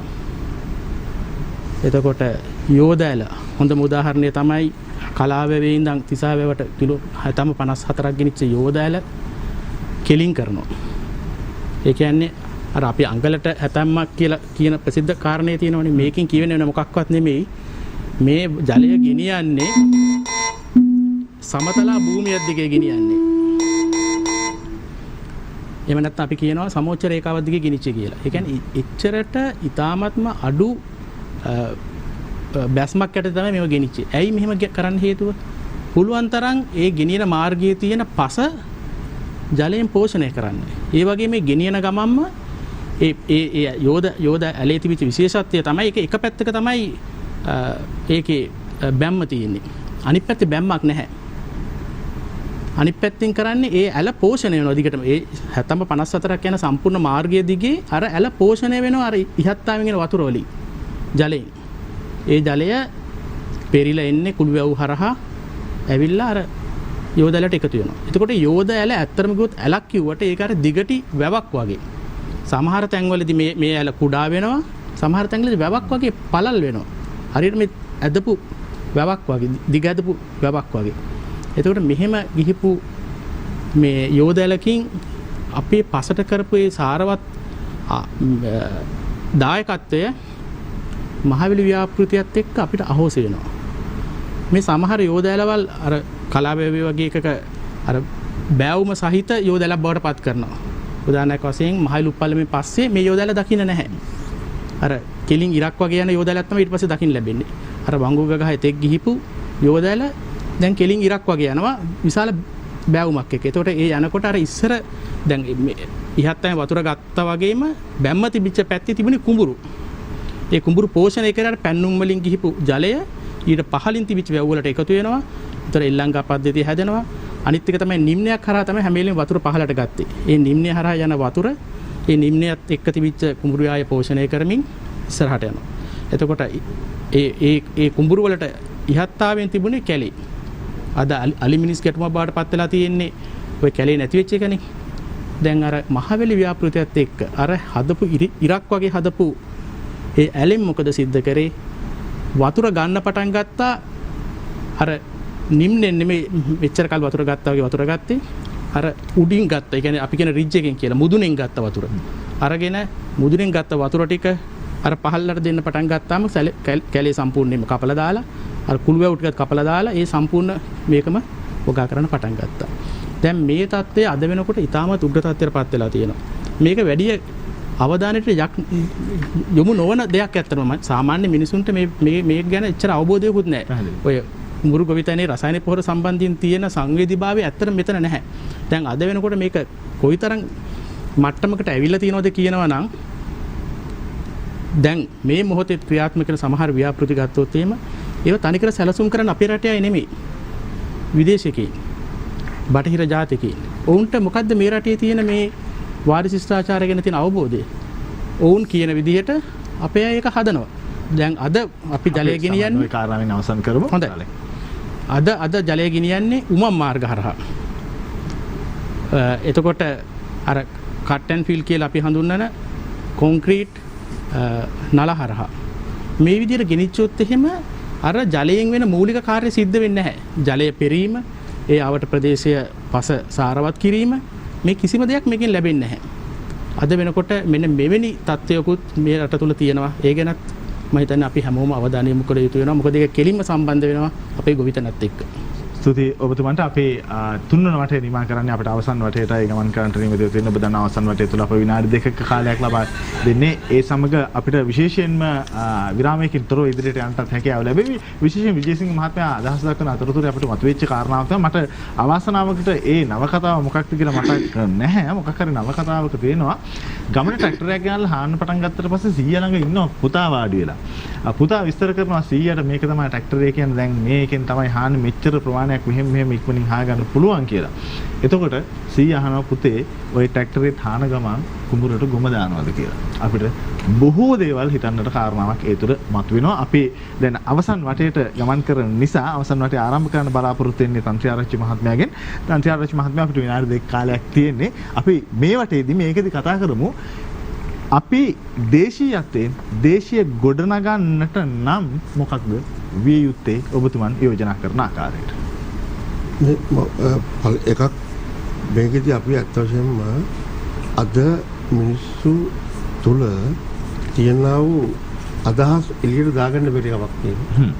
මොකද මේ රටේ ඕන තරම් මේ පිළිබඳව විද්වතුන් ඉන්නවා, ඒ වගේම ප්‍රායෝගිකව ක්‍රියා කරන මිනිස්සු ඉන්නවා. මේගොල්ලන්ව ඒකරාශී කර ගැනීම, මේගොල්ලන් ඉන්න ඉසව් සොයා ගැනීම මේක වෙන්නේ නැහැ. දැන් මේකේ පරිපාලන යාන්ත්‍රයක් හැදුන නිසාම ඒ පරිපාලන යාන්ත්‍රය තමයි මේ රටේ සියලු දේවල් වෙන්නේ.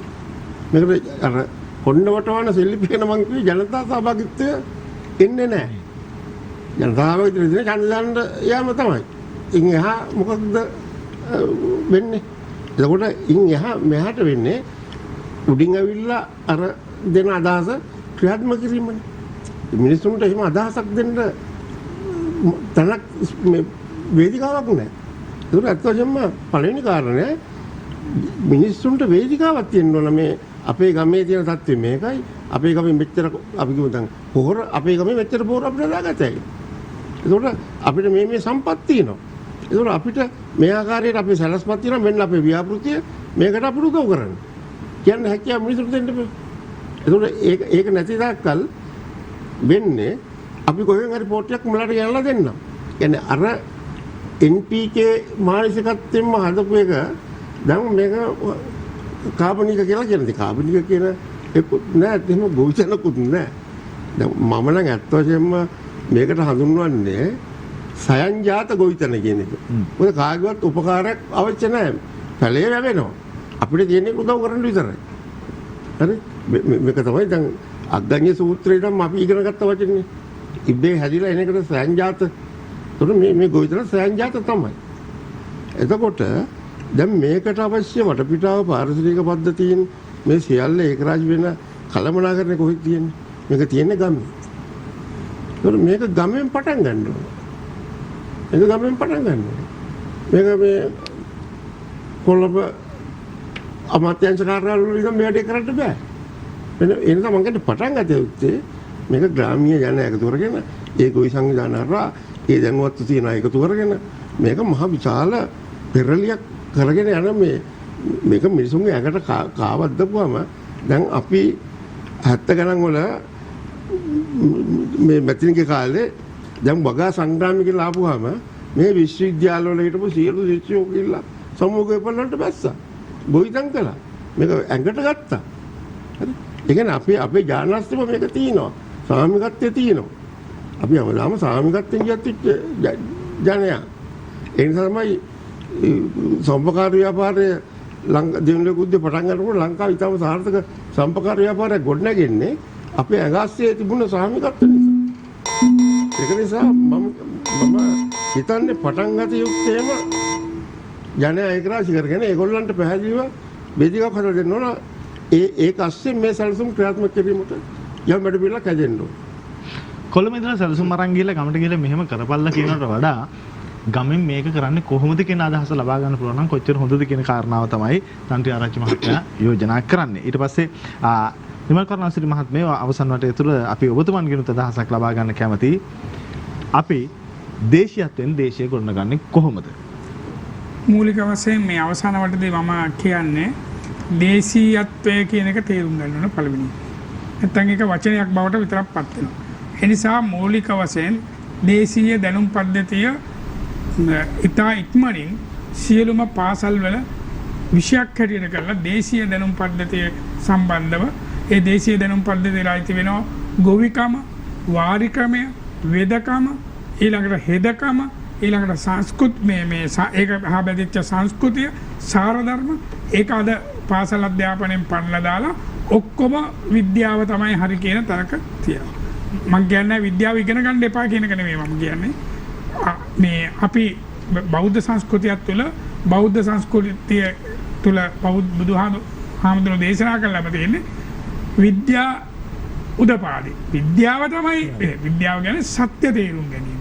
නැතුව ඔය මේ probability testing එක නෙවෙයි. විද්‍යාව කියන්නේ සත්‍ය තේරුම් ගැනීම. ඒ නිසා සත්‍යවාදීව මේ අධ්‍යාපනය සම්පූර්ණයෙන්ම මේ යන ආකෘතියෙන් තොරව මේ රටේ දේශීය ශ්‍රී ලාංකිකයෙක් නිර්මාණය වෙන මේ අධ්‍යාපන ක්‍රමයකට අපේ දැනුම් පද්ධතියට නැවත විමසා බලලා ඒ හරහා යන්න ඕන. ඒක හොඳම දේ තමයි ලෝකයේ හොඳම අධ්‍යාපනයේ තියෙන පින්ලන්තයේ තියෙන පෙඩගොගි අධ්‍යාපන ක්‍රමය වගේ තමයි අපි කුඩා කාලේ ඉගෙන ගත්තේ. මමත් කුඩා කාලේ ඒ වත්තේ කැලෑවේ ඇවිදලා ඒ විතරක් නෙමෙයි මගේ වයස අවුරුදු 12 15 වෙනකොට මාළු මිරිස් වගා කරලා මට අවශ්‍ය මුදල් ටික හොයාගන්න මට ඉඩකඩ තිබ්බා. අද එහෙම නැහැ. අපි එදා අපි හරකෙක් හදලා ඒ හරකගේ ගොම වලින් තමයි මුළු අපේ අක්කර භාගයක විතර වගා කරපු ඒ මිරිස් වගාව සම්පූර්ණ බරපතල අස්සන්නක් ගන්න පුළුවන්. ඉතින් ඒකෙන් මම මේ කිව්වේ එවැනි වූ අත්දැකීම් නිසා තමයි අපි කියන්නේ මේක යන්න පුළුවන් මූලික දේ අධ්‍යාපනය හරහා මේක බරපතල වෙනස්කමක් කරන්න ඕන.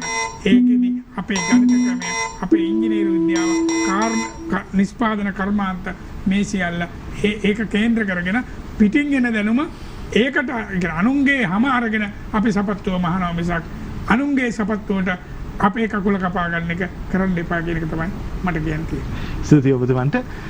සංජය විජේසිංහ මහත්මයා ඔබතුමන්ගෙන් අපි අදහසක් ලබා ගන්න කැමතියි. අවසන් වශයෙන් මේ අවසාන අවස්ථාව තුළ ඇත්තටම අපි කොතෙන්ද යන්න ඕන කොහොමද යන්නේ? ඔව් ඇත්තටම ප්‍රියල් දැන් මම පටන් ගත්ත තැනින්ම මම අවසන් කරන්නම්. මම කතා කරා මේ ආධ්‍යාත්මික සංරක්ෂකය තමයි අපි ප්‍රධානම කොටස බවට අපි පත් කරගන්න ඕනේ. දැන් ඇත්තටම මෙවැනි අපි ඉන්නේ විපත්තිකාර කාලයකනේ. දැන් මේ වගේ විපත්තිකර කාලවලදී අපේ පැරණි රජදරුවන් සිල් සමාදන් වෙලා තියෙනවා. එක දවසක් දෙකක් නෙමෙයි සතියක් හමාරක් සිල් සමාදන් වෙලා මේ සත්‍යක්‍රියා කරලා ඒ විපත් වලින් ගැලවෙන්න කියලා නම් හොඳයි. පාර්ලිමේන්තුවේ සත්‍යක්‍රියා කරලා තියෙනවා. ඉතින් අද අපි ඔබ දකිනවාද අපේ නායක කාරකාදීන් පොය දවසක එහෙම අපේ පන්සල් වල සිල් සමාදන් වෙලා ඉන්නවා. මං කියන්නේ මේක මේ එක රජයකට කියන කතාවක් නෙමෙයි. පසුගිය රජයන් වල හරි අපි නායකයෝ දකින්නේ ඒ අයවනේ. අපි ජීවිත කාලේ දැක්ක නායකයන්ගෙන් කී දෙනෙක් එහෙම පොය දවස්වල පන්සල් වල තමුන්ගේ ඡන්දදායකයොත් එක්ක කියමුකෝ. විවිධ මට්ටම් වල නායකයෝ ගැන මං කියන්නේ. මේ ගම් සභාවේ හරි ඒ ප්‍රාදේශීය සභාවේ ඉඳන් ඉහළට නැකම් අපි එහෙම දකින්නේ නැහනේ. අපිට දැන් අවශ්‍යයි අධ්‍යාත්මික පිබිදීමක්. මං කියන්නේ එතනින් පටන් ගන්න පුළුවන්. අද පන්සල් වහලා දාලා පන්සල් වල ඉබ්බ දාලා එහෙම නෙමෙයි. මං කියන්නේ ඒව අරින්න දැන්. අරලා විශාල වශයෙන් සෙනග රැස් කරන්නේ මම කියන්නේ. මේ අධ්‍යාත්මික පිබිදීම දෙන්න ඒ නායකාරකාදීන් ඒ පන්සල් වලට ගිහිල්ලා මේ එළඹෙන දැන් වෙසක් පහ වුණා පොසොන් දවස්වල පොසොන් පොය නිමිති කරගෙන ඒ වගේ සීල ව්‍යාපාරය පටන් ගන්න අධ්‍යාත්මික පිබිදීමක් අපිට දෙන්න. එතනින් අපි මේ වෙනස පටන් ගනිමු. ඒක ඉතාමත් වැදගත්. ඒ වගේම ජීවන ක්‍රමයක් විදිහටම අපි සම්පූර්ණයෙන්ම වෙනස් විත්තනකට අපි ඇවිල්ලා. මේක ඉතාමත්ම හොඳ අවස්ථාවක් අපිට දීලා තියෙනවා. ජනාධිපතිතුමා ගත්ත මේ තීරණය ඉතා වැදගත්. ඒක ඉදිරියට යා යුතුයි. ඒ යන්න ඕනේ අපි සම්පූර්ණ අධ්‍යාත්මික පසුබිම මත ඉඳලා අපි කටයුතු කරන්න ඕනේ. ඒ කියන්නේ අද ගත්තොත් මේ මුළු ලෝකෙම වෛරය පැතිරෙන තැනක් බවට පත් වෙලානේ. ඒක අනිත් පැත්තට හරවන්න අපිට මූලික අඩිතාලමක් තියන්න පුළුවන්. එහෙම වුණොත් එහෙම මේ වෛරයේ රජදහන මත වෛරස් රජ කරන කාලයක ඒක සම්පූර්ණයෙන්ම අපිට අනිත් පැත්ත හරවන්න ජාතියක් විදිහට අපි මුළු ලෝකෙටම ආදර්ශයක් දෙයි කියලා අපි හිතනවා. ඒ ශක්්‍යතාවය අපිට තියෙනවා.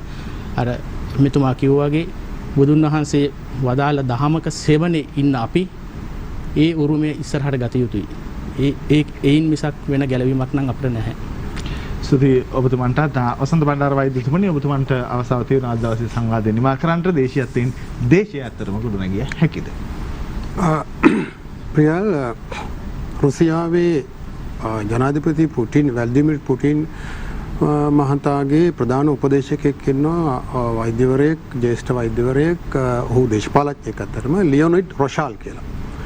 එතුමා රුසියානු ආණ්ඩුවට දෙන උපදේශය තමයි මේ කෝවිඩ් වසංගතය ජෛව අවි ප්‍රහාරයක එතුමා එකට කුමන්ත්‍රණ න්‍යායවල 3-4ක් ලෝකේ තියෙනවා ඒව ගැන කියලා නෙවෙයි කියන්නේ මේක ජෛව අවි ප්‍රහාරයක පෙරහුරුවක්සේ සලකා කටයුතු කරන්න.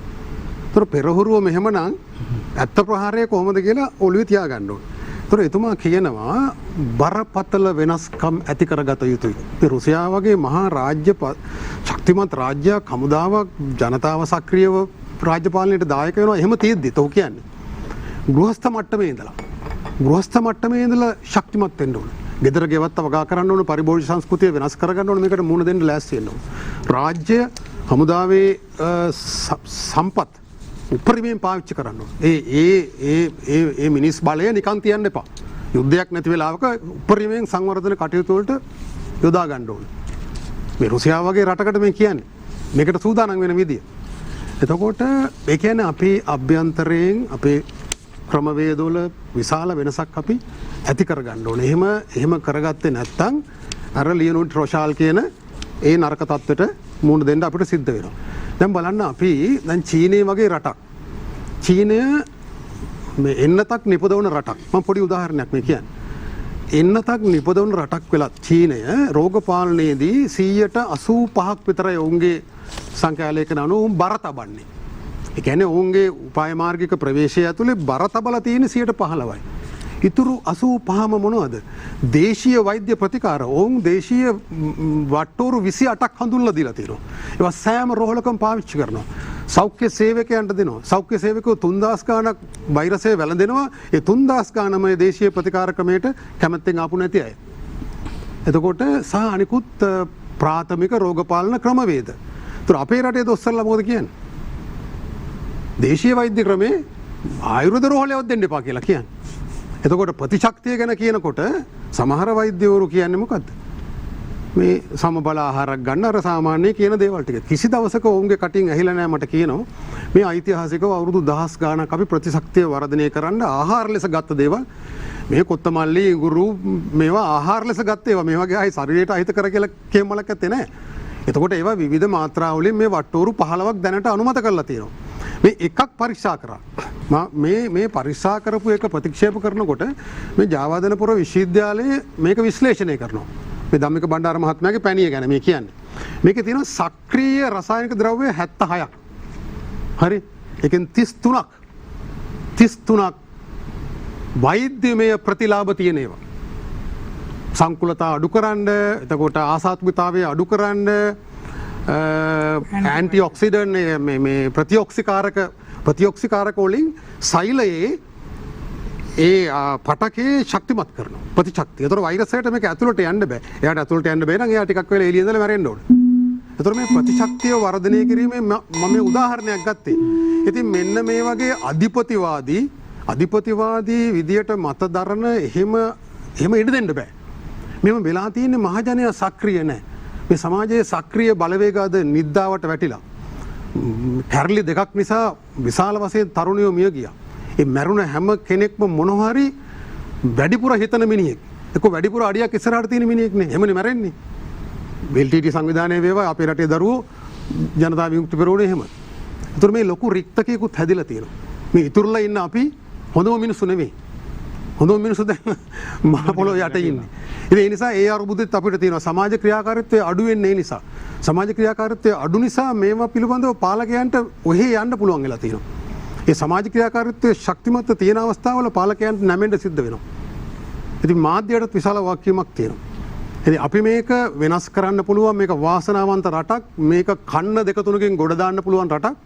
ඒකට අවශ්‍ය සම්පත් තියෙනවා මේ නරකම තත්ත්වයන් යටතේ. එහෙම කරලා පෙන්වන්න පුළුවන් ආදර්ශය අපිට ආදර්ශය වැදගත් වෙනවා. ඉන්දියාව අපට ආදර්ශයට ගන්න පුළුවන්. ඉන්දියාවේ බොහෝ බෑ කියන දේවල් කරලා පෙන්වන රටක්. ඒ ඉන්දියාවේ සිකිම් කියන ප්‍රාන්තයේ සම්පූර්ණ කාබනික ගොවිතැන. ඔය සුභාස් පලේකාර කියන මහත්මයා අඳුන්ලා දීපු ශූන්‍ය පිරිවැය ක්‍රමය දැන් මිලියන ගාණක් ගොවියෝ පාවිච්චි කරනවා. අස්තන්න වැඩි වෙලා කියලා සාක්ෂි වලින් පෙන්නනවා. හැබැයි අපේ රටේ එළුව කියන්නේ බෑ කියලා. ඒගොල්ලෝ බෑ කියන එක කියන්නේ. ඒ නිසා මෙන්න මේ සමාජ ක්‍රියාකාරීත්වය දිරිමත් කරන්න ඔබතුමාලාට පින්වත් වෙනවා.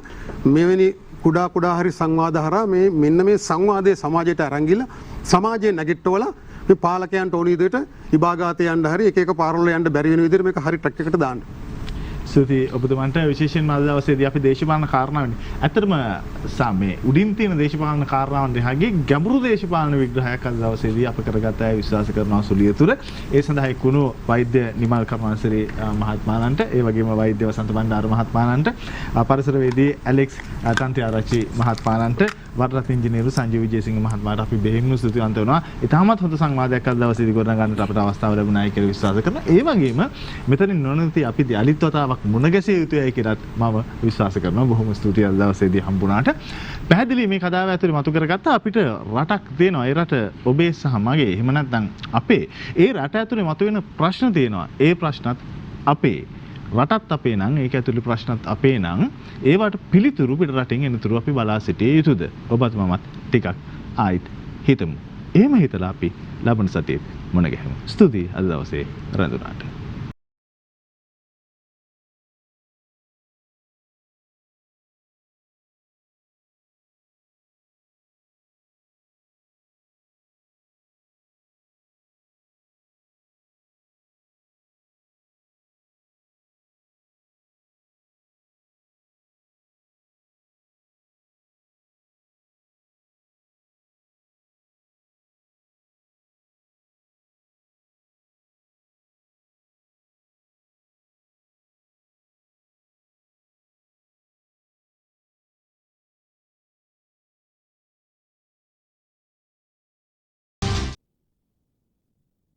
දිනපතා අලුත් වීඩියෝ සහ ප්‍රවෘත්ති නැරඹීමට ඉහත බටන් එක ක්ලික් කර සියත TV සබ්ස්ක්‍රයිබ් කරන්න.